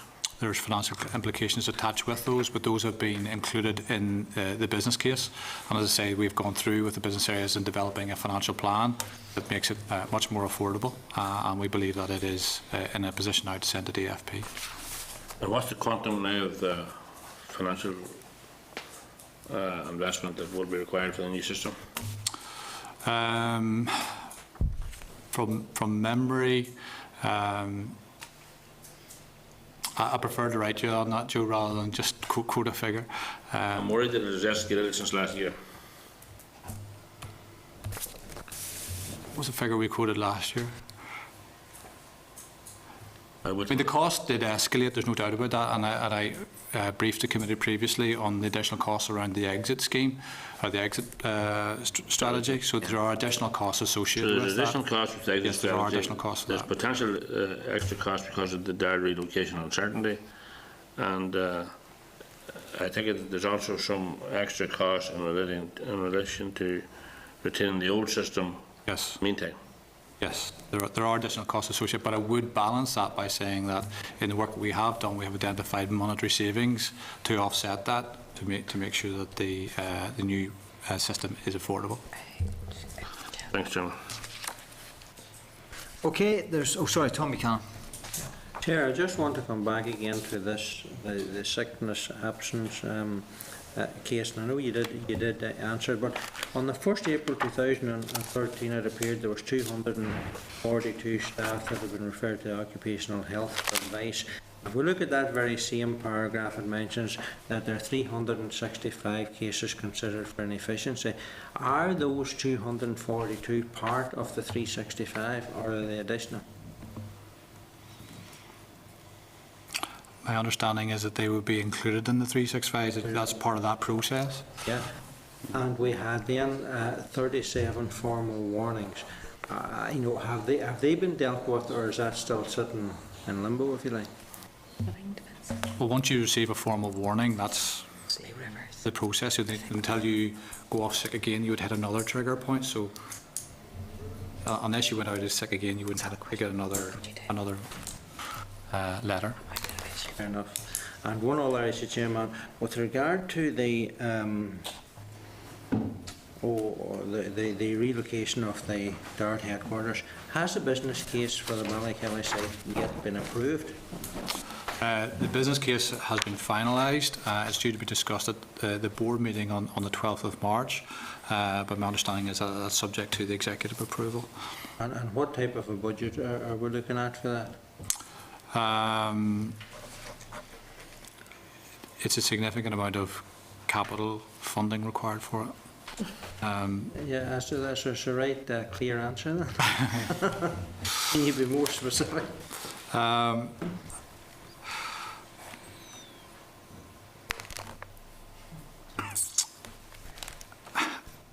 prefer to wait whenever the committee is formally briefed on that before committing to the figures. That's fair enough. I'll happy enough with that. And again, obviously, there's going to be an issue regarding all the functions that's going to transfer and all that, but I'm sure, again, that's somewhere in the future, is it?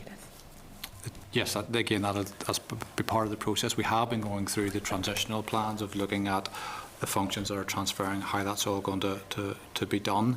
It is a very significant move, and it'll have to be done in a phased way. But yes, that is something that we are currently looking at. And then there will be various correspondences with staff, etc. after that's been agreed, as part of the presentation to the departmental board later on this month. That's okay. Again, the officials responsible for that area are due to come to the committee on the 8th of April. So. Okay, well then we can question them. Just on the business case for the reallocation, I'm sure the committee would be interested to know if it actually suggests that going to Ballykelly is actually a good idea. Does it suggest that? My understanding is that the business case is looking at the options on the Ballykelly site, specifically looking at the costs and the configuration on that particular site. So it's not actually an overarching business case as to where is the best place for Dart to go. It's just looking at the Ballykelly site. Just looking at the Ballykelly site. A wee bit restricted, maybe, in its remit. Yeah, well, that's what we were asked to look at, yeah. Very convenient, Chair, that it looks at the...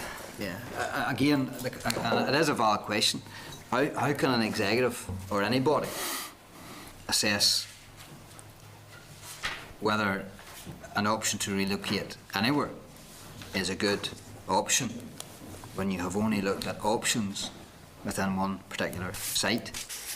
Granted, that you were directed to do that by the Minister, but surely it's, how can any body or group of individuals or people make an informed choice as to whether a relocation is a good thing or a bad thing on any specific site?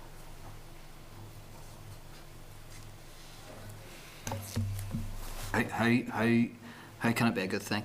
Well, that was, Chair, that was also what we were asked to look at, was to look at the Ballykelly site. I think, Chairman, to be fair, the policy decisions were made by the Minister, a public announcement was made, and obviously the officials have then been somewhat constrained in relation to the OBC. You would agree with that analysis? You've been very candid, Graham. Is there any further questions? Well, because there's no further answers. No further answers. So I went right. That can be revealed here. Okay, well listen, thank you very much for your time on what is a very serious case, of course, which is the business plan, the progress report on it. So again, thank you very much. Thank you, Chair. Okay, members. Moving on then, agenda item number 8. Coastal and river flooding, oral briefing from Rivers Agency. Can I advise members that Rivers Agency did not provide any briefing papers for this session? Can I welcome Philip Mahaffey, Director of Operations, and David Porter, Director of Development. You're very welcome to the committee, gentlemen.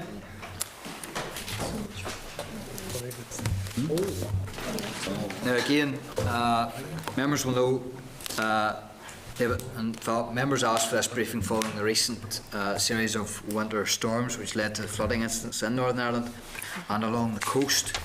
But there is a more general issue here around the concerns that population centres would have over flooding in general. And most of us in MLAs are well versed in issues and problems in our own areas. I know it's a big issue, but if you can take up to 10 minutes to brief the committee, then we'll go straight into questions if that's okay. David, you're leading off. Oh, sorry, Phil. Apologies. I'll just say a few words. I'll keep my remarks brief, actually, and we're happy to take questions and deal with them as best we can. As you're all well aware, we've had a very wet spell. Thankfully, it appears to be easing now.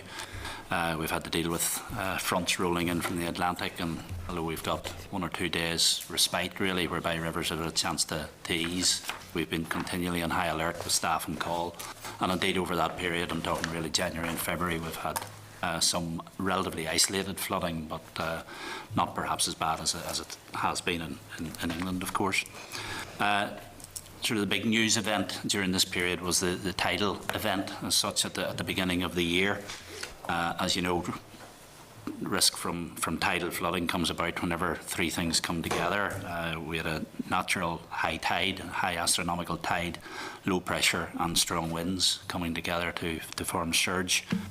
For your information, we do get alerts on tidal surges from UKCMF, that's UK Coastal Monitoring and Forecasting.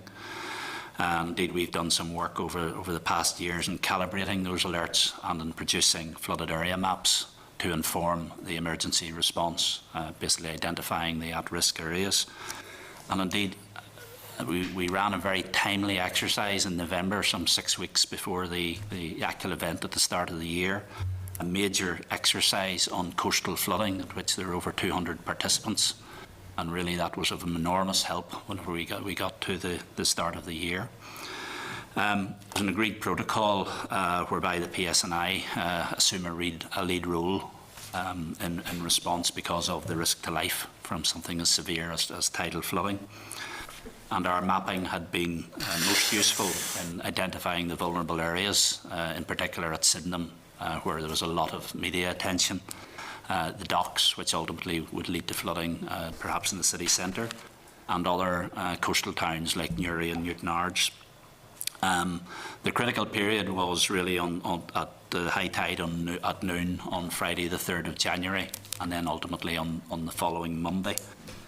But the predicted level reduced marginally as we approached the Friday event, and although it only came down and ended up perhaps 200 millimetres plus below what had been predicted at one time, that was the difference between substantial flooding, even into Belfast city centre, and ultimately what happened, which was that there wasn't extensive flooding anywhere. The damage was really done around the coast from storminess as such.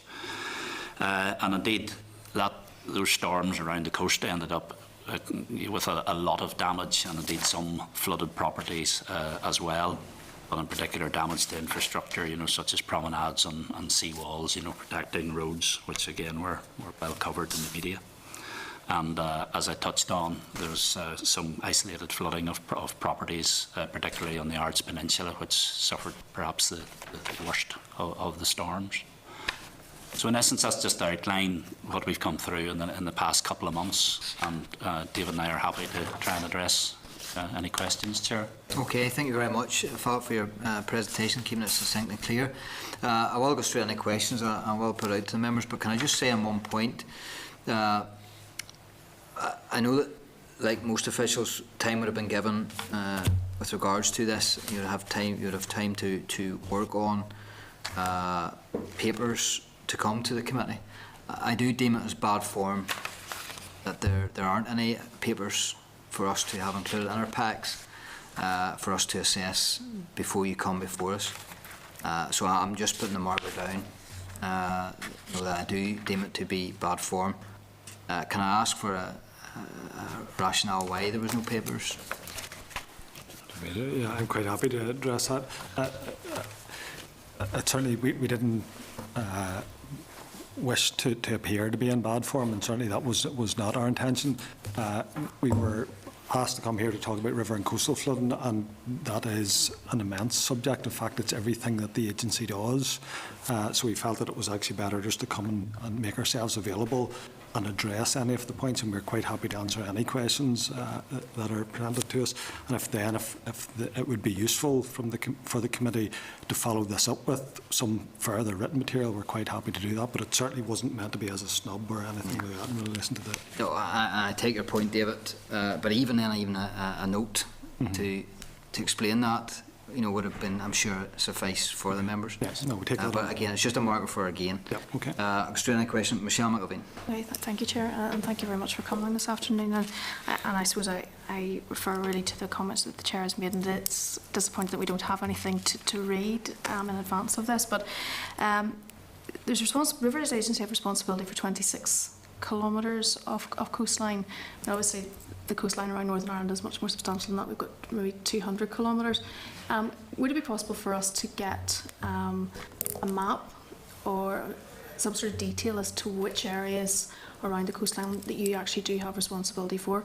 And as you're aware, I represent Strangford constituency when we do have the Ards Peninsula, and there are certain areas there which you do have responsibility for and others which you don't, which makes it incredibly difficult, particularly whenever you are talking to constituents who have been impacted directly as a result of the tidal surge. And when I know that I'm grateful for the fact that you did recognise that we did actually suffer some of the worst of that particular storm. So I would appreciate that information to start off with.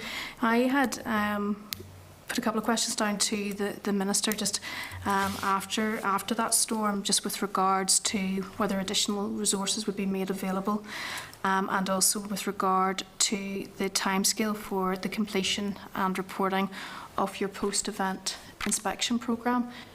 Could you maybe give me some updated information with regard to that now that we're into March? Yes. Certainly we can provide a map showing where our designated sea defences are. We have 26 kilometres, as you rightly say, around the coast. In fact, 19 of those are up at Lough Foyle, protecting mainly agricultural ground as such. The other significant area is at Newtownards, whereby around the airfield and protecting the town of Newton Ards, we have others at Kinniger as well, and a couple of relatively small lengths and whatever at other locations. But the vast majority of the defences which are designated are actually up on Lough Foyle. Okay. As regards the post-event surveys, we very quickly after the event went out and did checks, on all our designated sea defences, walkover surveys as such. But there are full-blown inspections taking place as we speak. Those are virtually complete, but there's no evidence of any significant damage that would cause concern to us at all. And we have those, as I say, virtually complete at the moment. Okay. In response to that question, the Minister had said that there were no current proposals of making the report known sort of externally in relation to its outcomes. Would it be possible to share that with this committee? The inspection report, I don't see any reason why it wouldn't be. Okay, thank you. Is it okay to continue? Just with regard to your priorities, obviously rural dwellers would regard that your priorities very much about looking after urban areas and where it's much more densely populated, and I'm guessing the majority of people would see that as a perfectly logical rationale to have. But if you're a rural dweller, particularly in around those sort of coastal areas, you can feel very isolated, and the question would be whether or not your policies with regards to coastal defencing and so on would be rural-proofed. Can I just have a comment with regard to that? Well, certainly in regard to the response and the preparedness for the event, the focus was on the many hundreds, if not thousands, of properties, particularly in Belfast, but other towns on the coast. So the focus was on flooding, which could have been absolutely catastrophic. I'm not saying that the flooding that individual properties on the coast suffered wasn't catastrophic to them. Most certainly it was. But the focus of resources was towards areas such as, for instance, Sydenham, where perhaps there's 1,000 properties at risk, rather than isolated properties. Okay, but obviously, we're very fortunate in that didn't happen, and that those properties did not see any flooding whatsoever. But yet, there were properties in the Ards Peninsula who did suffer extreme damage as a result of the tidal surge. What discussions will you have had, or do you intend to have with those property owners in order to give them advice or assistance in the future? Well, I think we're already speaking to some of them, and perhaps even in the past have been speaking to them because they are vulnerable and know that they're vulnerable. The defences and the designated defences that we look after, everything we do is on a cost-beneficial basis. It's often not viable, to provide protection at public expense to individual isolated properties, on the coast. And that's an unfortunate fact. Well, the only thing is, there were properties who would have spoken to, property owners who've spoken to me, who were given assurances within the last 10 years that, that additional defences would be put in place so that their properties would not be damaged in any sort of future storm, and yet there was no assistance given to them whatsoever. Well, I'm very happy to discuss individual cases with you. I don't have any knowledge of individual case like you outlined. Okay, thank you. I'll come back if there's... Okay, no problem. Robin Swan. Thank you. Chair. Gentlemen, just as more a point of clarity when you are, your relationship with the Drainage Council, how does that work? Yeah, I'm quite happy to. The Drainage Council is a statutory body under the Drainage Order, and their function is to agree to designations.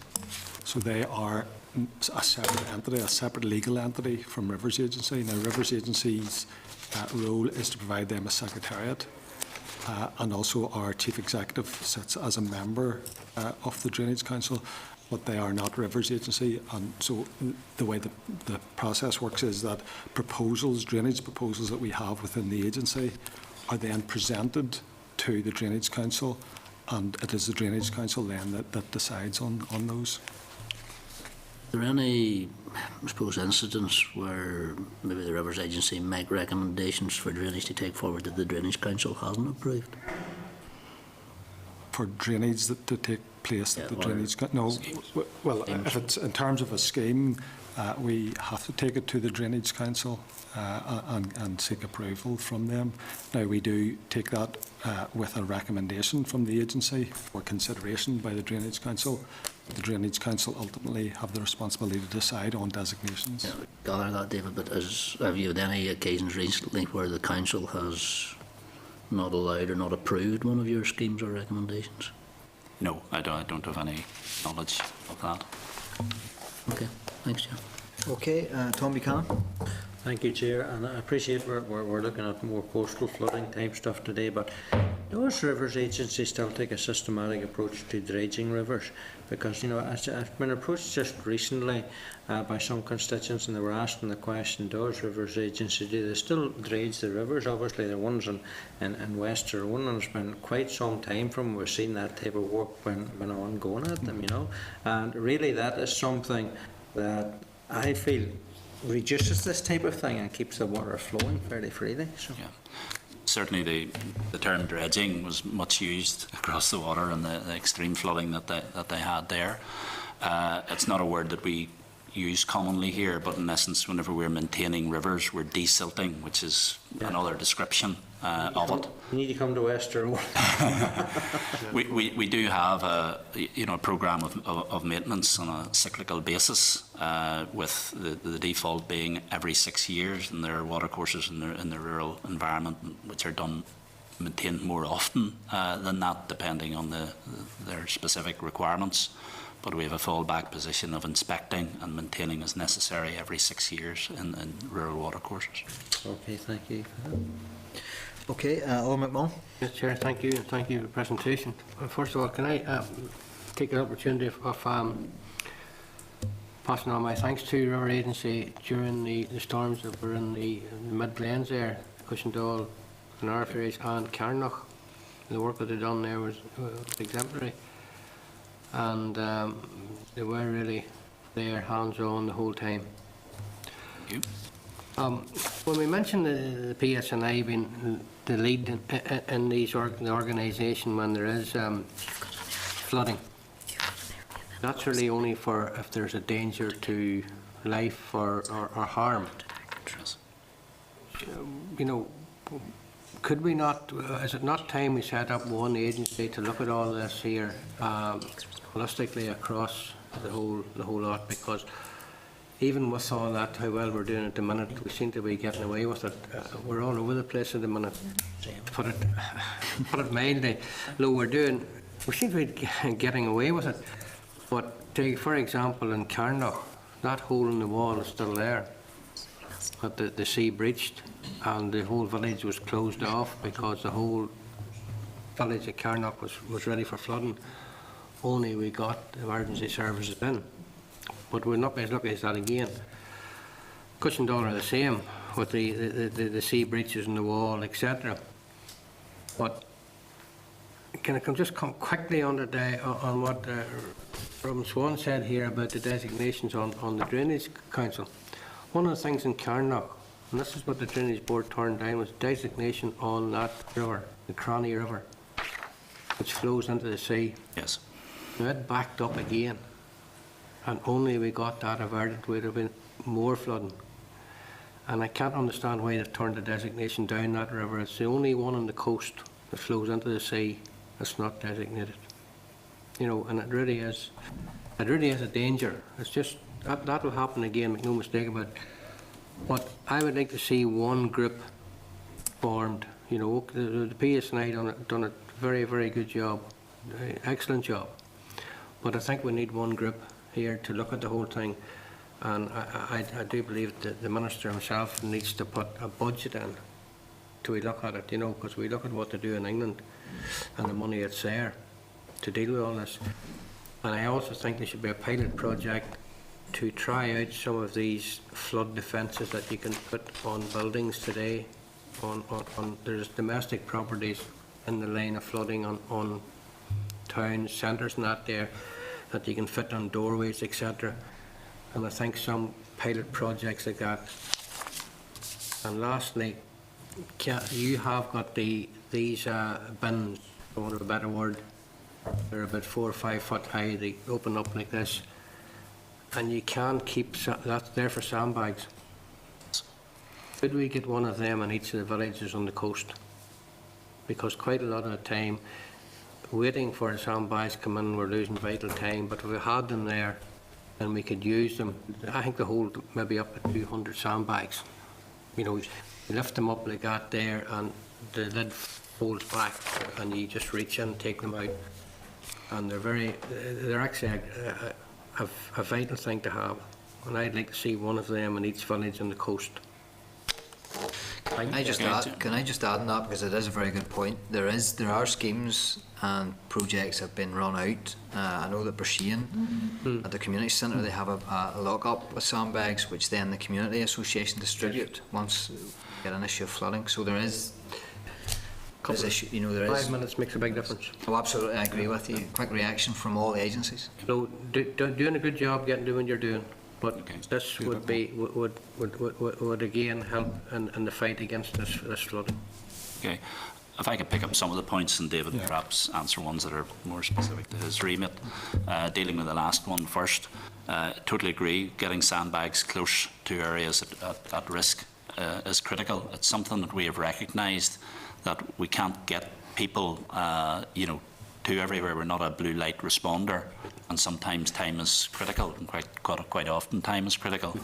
So we've actually embarked on a policy here of getting sandbag stores close to at-risk areas.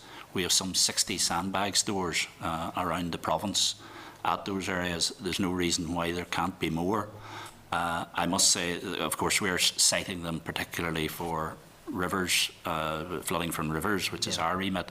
We've also been speaking to DRD, Road Service and Northern Ireland Water, and they have come on board and have now declared that they're going to do something similar as well. So again, we look for improvements in this area, because I totally agree with the comments that have been made. You mentioned the Cranny River, and I remember the request for designation some time ago. In essence, we looked at the river in the way we look at every designation, and concluded that maintenance wasn't really an issue as such, in that there was some debris up at the waterfall which had environmental aspects to it as well, that it was useful to be there. And we also looked at such things as the bridge down in the town, which is a single arch bridge, and little chance of debris blocking in it. And all these things come together to determine, that perhaps there is a lesser chance of problems than some other areas. We can look at this again certainly if there was an event, early in the new year, and look at it again if you so desire. If you would, because I remind you of the floods in Cushendall, and that's a 3-arch bridge or 2-arch bridge. It was actually the arches and the bridge got blocked that caused the flooding in the village. So say that one, if you get a high tide and a blockage in that bridge, you're in massive trouble. Yes, but in Carnlough, the Cranny River comes through. It's not really the designation up the river; it's the designation for down in the village. It's a problem. Yes, we're very happy to look at to look at that again and basically discover what happened, during the last event. I'd also make comment before handing over to David on the PSNI leadership of the response, which I would praise. They bring an authority to that, both in getting people together and getting them to do certain things, but also the leadership they provide in getting messages out on the media. I thought it was exemplary, and again I use the word deliberately. They carry an authority, that is extremely useful in those circumstances. Okay, I think there's two issues that remain. One is just about the single agency, and the other then is about flood guards. So the structures within central government have been looked at, and that was most recently done in the PEDU report into the June flooding of 2012. And that did recognise that there may well be some benefit in at least bringing the various agencies into a single department. Now, there are problems with bringing it into a single body because Northern Ireland Water is a government company, And the reason why they have to remain like that is so that in the case of a pollution incident, that they do not have Crown immunity, and therefore that they can get around any prosecution. So they have to be one step removed from government, and that's why they are as a government held as a government company. So I don't envisage a situation that we will actually get to everybody being in one big organisation. But certainly the recommendation of the PEDU report was that we go into a single department, and that at least would streamline. That recommendation remains, and it has been put into the context of the review of the departments. And so I think there will be further discussions on that. We would certainly see some benefits in being in a single department, but as with all these recommendations, there will be pros and cons to them, but certainly there would be some benefits in it. In terms of flood guards, we use this term called individual property protection, and I think that is going to become more and more important as we look forward, and particularly for the types of cases where we talked about earlier, where there may not necessarily be a viable engineering scheme. So we may not be able to afford to build a very substantial wall because the cost associated with that is such that there won't be the benefit to justify that. And we have to always remember that we have to justify our expenditure. The costs must not outweigh the benefits. However, individual property protection are much cheaper options and may well offer hope to some of those people where there is no viable scheme. Now, we are currently working up a business case to bring forward exactly what you're suggesting, a grant aid assistance to offer people where they have no viable scheme, where they can get some assistance to make modifications to their property, to make their property more flood resilient. Now, we're in an advanced stage of developing the business case. It has been to the economists, the first draft of that, within the department. We have some comments back, so within the next couple of weeks we will have a business case that will be signed off within the department, and that will then allow us to take that to DFP and then with a recommendation subsequently to the executive. But certainly the early signs are that business case is very positive, you know, because of the situation that I've described, where there are lots of and small settlements and small clusters of properties where it's not possible to find a viable engineering scheme, and this is a good alternative, and it gives some help to people. I just quickly to finish there, I'm glad to hear that there. That holds a bit of hope, because I do believe, even though it's vital that people are getting that £1,000 every time they're flooded, but if you keep throwing £1,000 at the problem isn't going away. And I think if we look at the money for doing something like that there, we'd help alleviate that. Well, actually, I'm delighted. Can I just commend you on that point? I'm delighted to hear the support in that direction, because part of the argument that we have put into the business case is we would much rather give people money before they flooded. Yes, and after it. Than after it. Because I totally agree with that. The £1,000 in most cases doesn't come near the impact, and we now have some examples where people have had that payment twice and 3 times. That's correct. And they don't thank you for it. The first time it was a little bit of assistance. The second time you get it, you start to starts to worry. But then the third time you're asking the question, why you give me it doesn't cover the cost. Can you not help me some other way? And that's part of the argument that we have put into the business case. Government really should be trying to help these situations before they occur, and not just giving a token gesture afterwards. And the other thing is the body, the PSNI managing that, they do a great job. But I do think that MLAs should be involved in that, or be notified at the same time, because quite a lot of the times, I'm going back even to the time that was brought together for the snow this time last year, and for the flooding on the coast there. You really were finding out yourself information that, you know, and people were coming to you, coming to me, and you're coming to other MLAs to find out what's happening. We were not in the loop. And actually, we're the ones that actually people's coming to for the information, and especially around our own way. Yes. We were out bringing sandbags in ourselves, and out, you know, Could we be involved in that loop for information when it does go out by whoever? Because it's all for the one thing.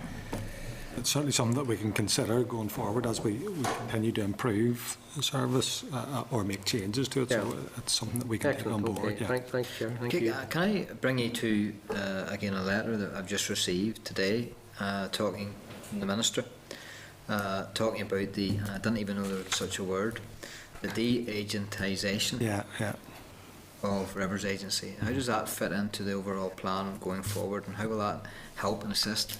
Yeah. Well, in essence, we're an agency because agencies were through were basically flavour of the month 15 years ago, and there was trying to be a separation between those that actually delivered and then the policy people. Currently, we are an agency really in name only. In that there isn't a separation between the operational side of Rivers Agency and the policy side, and there is no central flood risk management policy makers within the department. It's all within the agency. So the question was asked, well, what is actually the advantage? And it wasn't easily to articulate what actually the advantage. Now, it's quite easy to tell you what the disadvantages are, because we have to have our own governance structure, we have our own board, we have to produce our own accounts, the accounts have to be led here, and there's a cost associated with that governance, and it doesn't make us any better an organisation. It's really just a little bit of corporate tidying up that we're really doing. So we see that there will have no impact on our day-to-day business. At board level, we will see slight changes in terms of just the corporate governance, and there will be a modest saving. I have to stress, we consider it to be very modest saving in not having to produce a set of accounts and printing costs, and there are minor costs of savings that are associated with it. So in essence, we see it just as a bit of corporate tidying up. So it won't affect the on-the-ground? Not at all. Absolutely not at all. In fact, what we've actually said to the staff, because we had staff information days and told them about this, we suspect that the vast majority of staff will see no difference, and that's internal to the agency. Yes. Other than potentially we need to come up with a new name, because we can't be Rivers Agency if we're not an agency. So we suspect that will be the only difference that staff themselves will see. And if that's true inside the organisation, well, then there'll be even less visible change outside the organisation, but it is not changing our business in one single way. I look upon Rivers Agency as two different wings, nearly, so to speak, although it's not. I view Rivers Agency to be very, very good at have got incredibly better in the response, working alongside road service, water service, NI Water, and then the PSNI when required, and then along with the local community associations. I think that has increased and become much better, and I welcome and applaud that. Where I get the frustration from Rivers Agency is the day-to-day running maintenance issues of rivers, whereby if there was flooding, the community out there really believe that impacts the flood measure and the scale of the flooding, whether that be removing shale from riverbeds, whether that be encouraging planning service to enforce planning on farmers raising land banks to prevent floodplains from flooding, or whether it's just a case of putting in place riverbank measures in order to protect communities. And I know that we're discussing the reservoirs bill, and there's 66,000 people affected if 151 reservoirs were to break at one time. But surely there must be a far greater number of people out there who are at risk when it rains. Yeah. So when I look at figures that tell me, and this proves my point to a certain degree, when I look at figures to say that Rivers Agency have only maintained 69.85% of their fluvial defences in a fair condition or better, 88% for culverts and 98% sea defences. But the fluvial defences there at 69%, and they've only done it at fair condition or better. That sets alarm bells ringing. That whilst there are these people who are concerned every time it rains, that there doesn't seem to be enough doing, and enough monitoring, and enough maintenance on the rivers to actually prevent flooding. Yeah. And as you rightly say, once somebody gets flooded, you're standing there with them, knee deep in water, and you're a helpless sod. And that impacts for an eternity. So prevention is always going to be better than after the event. So how would you counter that? Yeah. Well, first of all, if I can give you some figures of what is actually at risk, and then if I can put the reservoir and the reservoir team in perspective within the agency, hopefully that will give you some comfort about where our day-to-day focus is. So across Northern Ireland, there are 46,000 properties at risk from rivers and the sea. The figure that was quoted from the reservoir is people.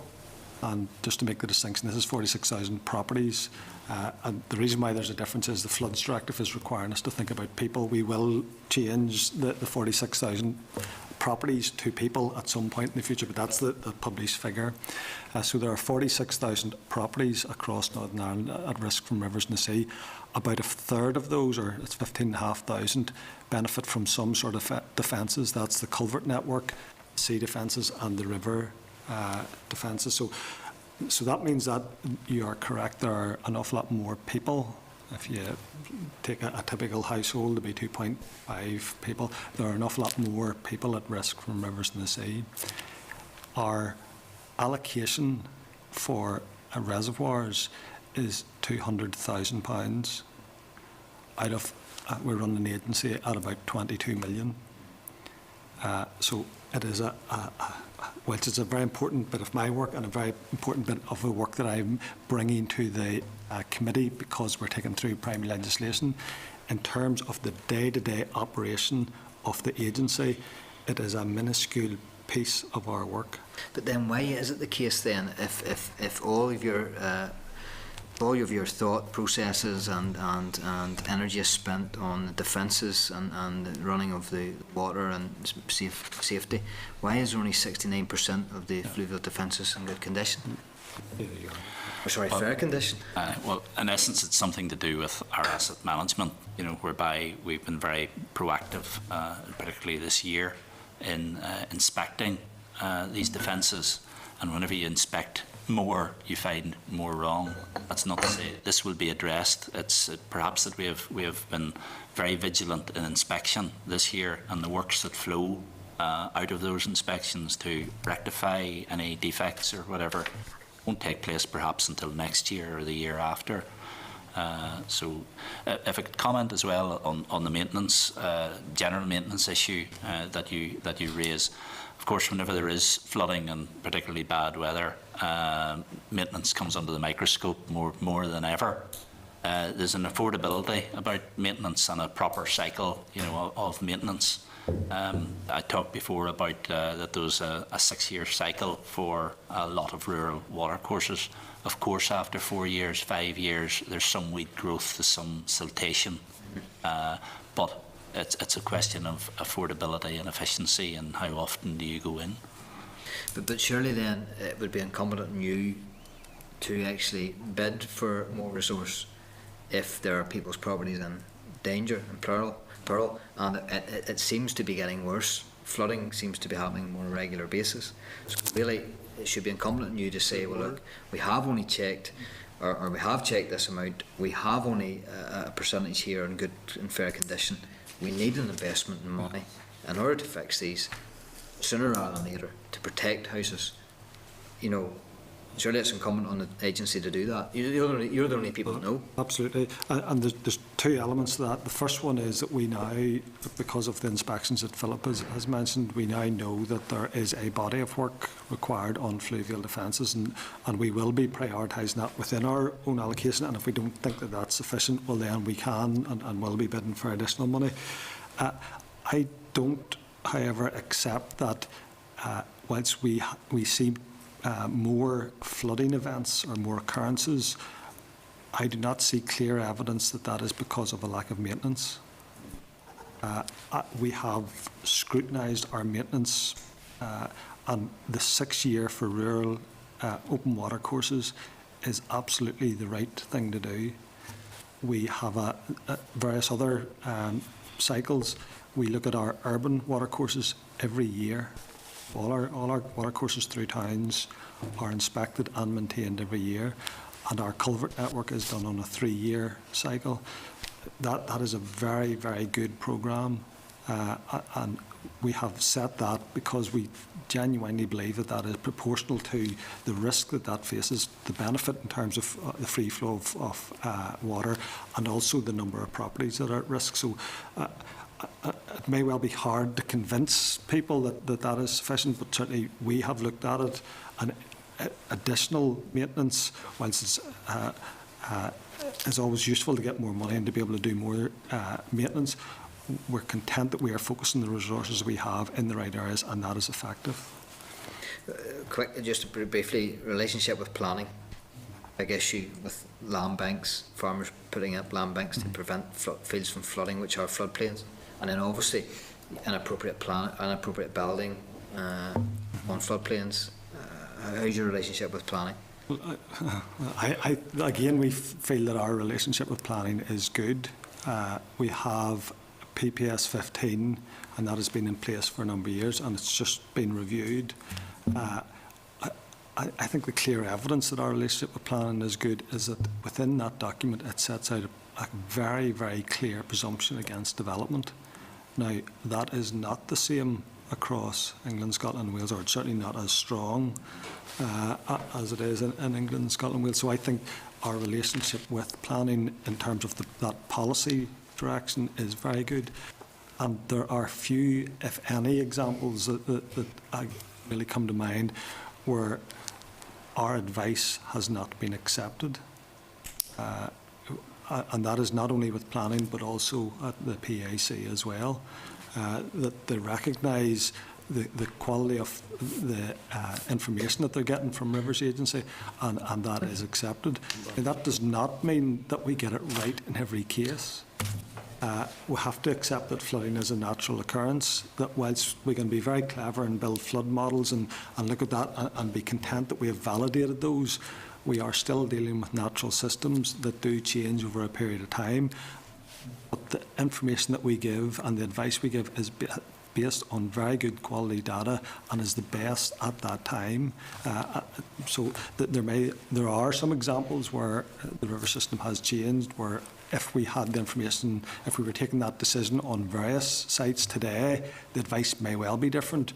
But whenever we actually examine the advice and the information that was used to inform that decision, it was as good as it could be got at that time. So I think we do need to be cautious about that. But looking forward, the new PPS 15 has closed down a number of known loopholes that have been identified over the period that it's been used, and also now includes the FLD 5 on the reservoirs as well. So that's certainly my impression is that our relationship is very good. Okay. I think if I could add to that, Chair, just, we do recognise and we do focus on prevention being better than cure, and we give great importance to our relationship with planning service. We've fairly recently brought back in whereby we're looking at single dwellings, something that we weren't able to do for some time. So we recognise that even trying to make sure that single dwellings are built out of floodplains are not worsening the situation somewhere else, that even that is dealt with. Okay, thank you very much. Michelle McAbeen. Okay, thank you, Chair. And just to follow up on your answer to Mr McMullen, and I welcome the proposals that you are drafting with regard to grant assistance then for individual home owners. Would you be able to forward that information, or what information you have, to the committee? Perhaps you maybe need to wait till the business case is approved, but just at your earliest opportunity, because it makes us aware then moving forward as to where that lies. Yeah. At the appropriate time, I've no problem with that, and if you want I can come back and explain to you how we see this scheme working at that stage. It's very close to being approved within the department, and I suspect that at that stage then it will be okay to release, so it won't be in the too distant future, but yeah, whenever we can we will. Yeah. No, that'd be really useful. And really just for my own, just for clarification, you only assess and maintain the 26 kilometres of coastline, which is under your control. The remainder of the coastline, if there were an issue where you've discovered that the breach is on a private piece of land, do you have any powers of enforcement where you believe that that landowner is creating a problem for a greater number of people, be it risk to road users or other properties? Well, certainly in regard to roads, DRD Road Service have ownership or responsibility for a lot of seawalls alongside roadways, and indeed are stepping up to the mark, as we know on the media. It's covered whereby they're repairing roads at Rust River and various other places. Collapsed even. So there are other agencies and departments, with responsibilities for coastal defences. Yes, but where those defence, where it isn't a government agency, yes, but it is a private landowner, Yeah.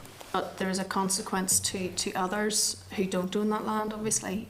Is there any power of enforcement? On the drainage order, there's no powers in relation to enforcement of sea defences. Now, there is Schedule 5 deals with our enforcement powers in terms of open water courses, where we can go in, but there's no enforcement power for sea defences within the drainage order. Okay, and I mean that's the drainage order is 1973. 1973, yeah. Okay. Would it be useful to relook at that legislation and where it needs to be amended, that it is amended? Yeah, absolutely. And you may have heard, because it was mentioned in the debate in the Assembly a week ago, that talk about a floods bill. We have for some time been saying that we need to have a floods bill for Northern Ireland. One, to tidy up the drainage order. There are some gaps within that, but also to help us in terms of emergency response planning and third-party defences and a range of other issues that we deal with on a day-to-day basis that aren't covered in the current drainage order. We have a commitment to do some scoping work on that within the current year. We have that largely completed, and that then will inform a bid then to the department to try and establish a build team to take that forward. Now, that will not be within the current mandate of the Assembly because we recognise that it is quite a large bill, but we certainly will be bringing that forward in the next mandate that we intend to bring forward a floods bill to address some of the issues that you raise. Okay, but in the short time, would it not be possible to amend the current legislation, or was it that you feel that you need to go forward with the full bill? Yeah, it's a full bill that we require because there are lots of known gaps, and the issue is prioritising those. So you could bring forward that one that you suggest, but somebody else may well feel that another gap is of equal importance, and it's hard to determine which one actually should be priority within the current mandate. So we would prefer to bring forward a full floods bill, go through the public consultation and the policy development, and then bring a floods bill through the House. Okay, thank you. Hey, Ron Swan. Just very quickly, David, sorry, just a floods bill in addition to the reservoirs bill or subjunctive to the reservoirs bill? That's correct, yes. Could the reservoirs bill not surely, the purpose of the reservoirs bill, in my reading of the whole thing, was to prevent flooding and should a dam breach, but if we're going to look now at a further bill for flooding, surely the reservoirs legislation would be consumed in a floods bill. No, it will not. And if we look at England as an example, so they have a Flood and Water Management Act, and they also have standalone reservoir bills. So reservoirs, whilst it is about to use that term that I've said so often, the uncontrolled release of water and the consequence, it is a niche market bit of flood risk management, and whenever we bring that legislation in, that will deal with that portion. And there's the much greater issues that we have in terms of our water course maintenance, the sea defences, our emergency response planning, plus a long list of other things that we will address through a floods bill and keep those two items separate. I don't see, I'll be honest with you, I don't see, if you're bringing forward a floods bill, I don't see the need of the two separate pieces of legislation as individual pieces. Okay, no further questions. Again, it remains for me to thank you, David and Philip, for your attendance here today. What is a very, very important issue for many people. So I wish you all the best in the future. Can I just, I said at the start, if there is anything else you would like followed up on in terms of written response, I'm quite happy that Happy if to there do is so. anything that springs to mind that you would prefer to have more written detail on, that offer was genuine, so you can either write to us or let us know what you want. Certainly the members can let the clerk know. Yeah. Not to preempt any move that the committee would make, and we have a couple of things to do in the forward work programme, but I do feel the urge of a review coming here from the committee, just to warn you that I might propose that in the committee here at some point in the future, because especially if you're going to be bringing a flooding bill. It might well be something that we should be looking at beforehand, because it is a very serious issue for so many people. But again, thank you very much. Thank you. Thank you. Okay. Moving on then, members, agenda item number 9 is the SR 2014/23, the Gang Masters Licensing Exclusions Regulations, Northern Ireland 2014. Can I refer members to the memo from the clerk at pages 167 and 168, and the papers from the department at pages 169 to 178. Can I advise members that the regulations came before the committee at its SL1 stage on the 21st of January of this year, at which stage the committee were content with the merits of the policy. However, clarification was sought from the department if DEFRA had considered the need for cross-border arrangements. The response from the department is detailed on pages 167 of the clerk's memo, and members were content with this. Can I seek comments from the members? Before I do so, I think we should add that what we have noticed, that there was an oral briefing, that there was a recent session within the Justice Committee. The trade unions raised concerns around the Gang Masters legislation, particularly regarding the extent of forced labour in the mushroom sector and the cross-border element. They also had concerns around the inspectorate aspects. A reference was made to a STEP report, and after we heard from DARD, it might be appropriate to ask that organisation to give evidence to us on this issue. Again, it's something we've just picked up. So again, what is the process from here, Stella? If we were to agree and put the question and go to the next stage, where do we go from here? Well, the terms of the legislation has been brought forward by DEFRA for covering the whole of the UK. But if you wanted to find out about how it operates in Northern Ireland, you could, I suggest you might want to bring DARD up. To discuss how the regulations, what is the extent of the need for the regulations, for example, in Northern Ireland. What evidence have we got that there are gangmasters or issues around labour within Northern Ireland, particularly that one with the mushrooms and the border counties. And forced labour also. I think there is maybe an issue around the Filipino and the fishermen. I think there's potentially maybe another issue there as well. It doesn't stop you approving this legislation now, and then what you can do is then go in and probe what is going on in Northern Ireland, if that would be okay. Right, okay. Are members content? Is there any questions, Robin? Chair, this was the issue I raised when this first came to this committee in regard to gangmasters operating on either side of the border. I'm concerned the department already has responded at page 167 of the pack and to that, and it's a very weak response because it solely relies on gangmasters being lawful and following the regulations, which is in contrary to the evidence put forward at the Justice Committee that I was aware of from the trade unions and other bodies. And I can't see, unless there's an awful thing, unless there's an all-island approach to this, gangmasters cannot be managed in Northern Ireland if they have the opportunity to take their forced labour, their slave labour, whatever you want to call it, across the border to work for another 16 hours somewhere else. I do think we need guidance from, and I'm not sure, Chair, having read the response from our department, whether we actually need input from DEFRA into how they see this legislation being enforced here. Okay, we could certainly. Are members content that we try and speak to DEFRA? And Chair, I'm concerned about taking it to the next stage at this stage. Yeah, but I'm happy enough, yeah. Because these people don't have a voice, Chairman. These people that are Labour. I'm happy enough to hold this. If there's any issues, hold this, and then seek assurances from DEFRA as to how they see it implementing. Speak to Dard, maybe Dard up for an oral briefing. I'm just concerned that we have Dard's response here, and it's not. Yeah, it's not great. Try to get them more than that. Okay, members. I will. Anybody in there for committee, Joe? Do you know? I will. MP,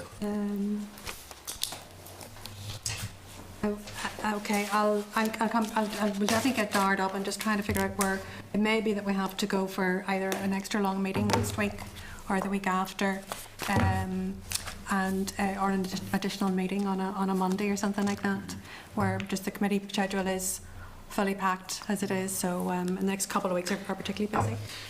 Okay, is that Could I ask the Deputy Chairperson to take over for me for 10 minutes? Yes. You may be read up by that stage, but just if you could. Are we still court? Yes, we are. Yes, you are. I've got me. But there's an issue, Chairman, I wanted to raise in relation to maybe getting a representative from the SDA farmers to come along. That's under AOB. Well, AOB, certainly you're on correspondence, and Joe, I'll be back as soon as I can. We'll probably be finished. Okay.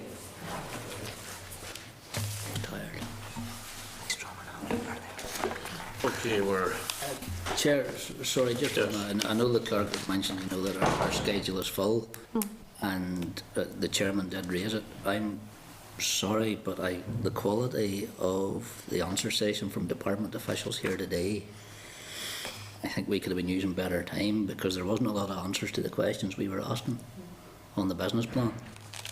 And on last week's presentation from the department, in regard to what was it? Andrew Elliott was up on single farm payment, and his standard answer was, "Oh, that's dependent on policy," and they're going to be up in front of you shortly. So unless we're using our time effectively by getting effective answers from department officials coming in front of us, I think we need to clarify that through either the DALO or through the minister.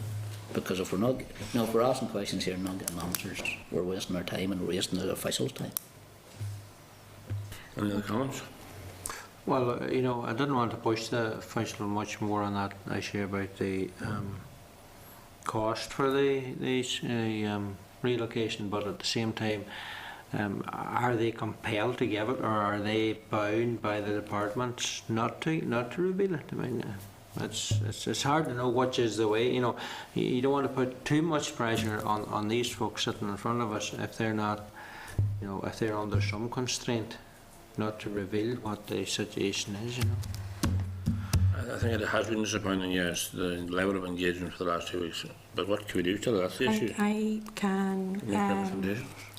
I can write to the department, or maybe ask for a meeting with the DALO to discuss it initially and bring something back. Is that okay?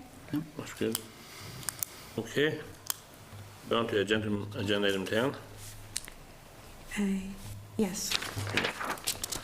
I want to refer members to correspondence on pages 194 to 213.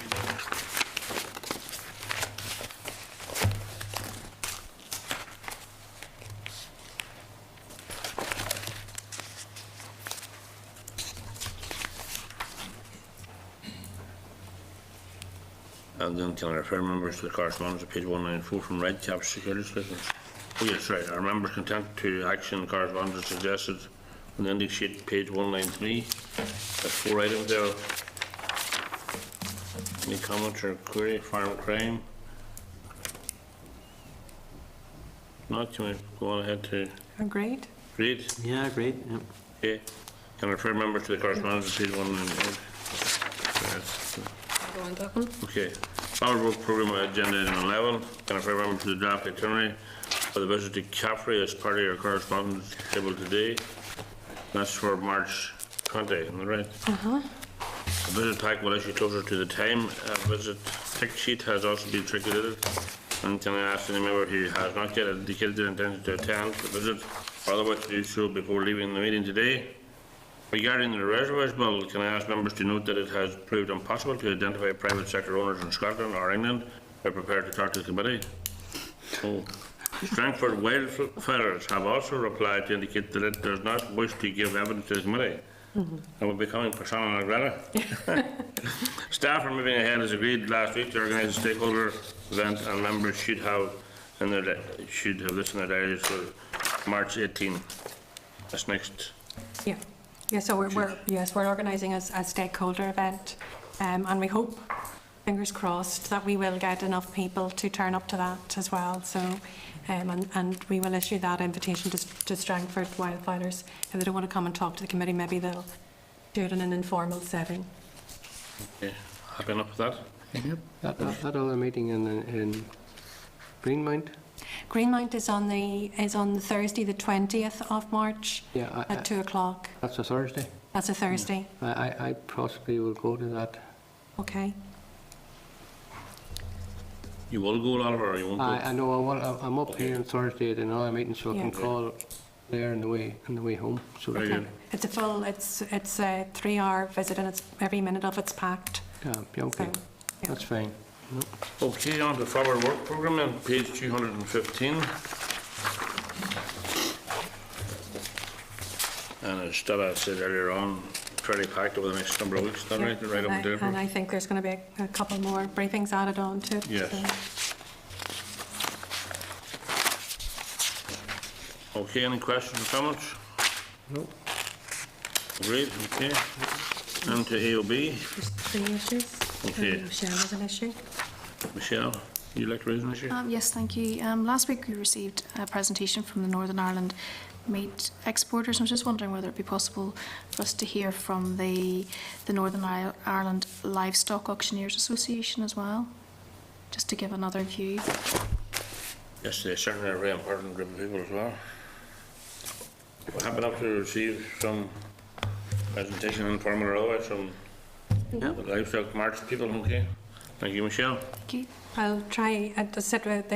We're sitting probably at 3 and 4 evidence sessions between now and Easter for everyone, but that's, if you are okay with that. It's really just to give a balance to what we heard last week. Well, just in relation to the same sort of theme that you raised, Michelle, the SDA farmers, there's a very big lobby building up there, and you know, they are holding a lot of public meetings. I have met a number of them in recent times, and I feel that we probably should give them a hearing also, given that we have heard from the Ulster Farmers Union, we've heard of other stakeholders, but the SDA groups are having a lot of discussions, and I think it would be good that if we formally could meet them. I would second that, Chair. Okay. Happy enough to. John Sheridan from Fermanagh seems to be the main convener. He also is chairman of the UFU Beef and Sheep. John Sheridan. Okay. There's another boy there, he works along with him, is a fellow John Blinny. That's right. There's quite a network of them. There is a network of them. Agreed, thank you. And the other one? Your letter, Oliver. You received a written brief from DARD on regards the illegal slaughterhouses and the investigation there. And are you content with that, or do you want anything further? Yes, you were given a brief note earlier on during the meeting, the background, District Council role and the DARD role. It talks here about the DARD Central Enforcement Team being involved. It's this situation in South Armagh, Farkhill, 2 locations, in Bestwick, I think, is the other one. I know that we had the oral question and the Health Minister responded. The question is, do we need the DARD Minister at some stage to... Or DARD officials. Or DARD officials to come and talk to the committee. And the thing on health as well is important in that there, you know. Yes, public health. The thing is, where did all the meetings... Well, would it be helpful, Stella, if we got Stella maybe to get a senior DARD official to come and give us a short briefing next week? Yep. Okay. Okay. Given what we know at this stage, all right. Thank you. And then the letter to the letter to the executive. Oh yes, your letter, Oliver. Letter, yes. Has Oliver got a copy of it? Oliver has a copy. You happy enough with that? Yeah, I got a phone call here. I'm happy enough. Happy enough. Yeah. I got a phone call. Okay. Okay. Agreed to be sent a letter to the executive relating to the entitlements issue and some clarification being sought. Okay, thank you. No other business? If not, next meeting, next Tuesday. Chair, I'm not so sure whether we'll agree that letter or not, do we? Right, so. I was just reading it there, only got my hands on. Read it now, so am I. Well, I think, let's just get this clear. Did the chair and the clerk and the Oliver agreed? The chair Has the chair agreed to it? He has agreed to it. Well then, if the chair has agreed to it, that's fair enough. Oh, there's a huge If the chair has agreed to it... His name will be on it, is that what you're saying? We respect the chair in his absence, absolutely. That's okay, that's not a problem. Agreed, okay. That's all right. Oliver's co-signing. End the meeting, thank you very much. See you next Tuesday, hopefully. I thought we were going to held the meeting for a long while. Committee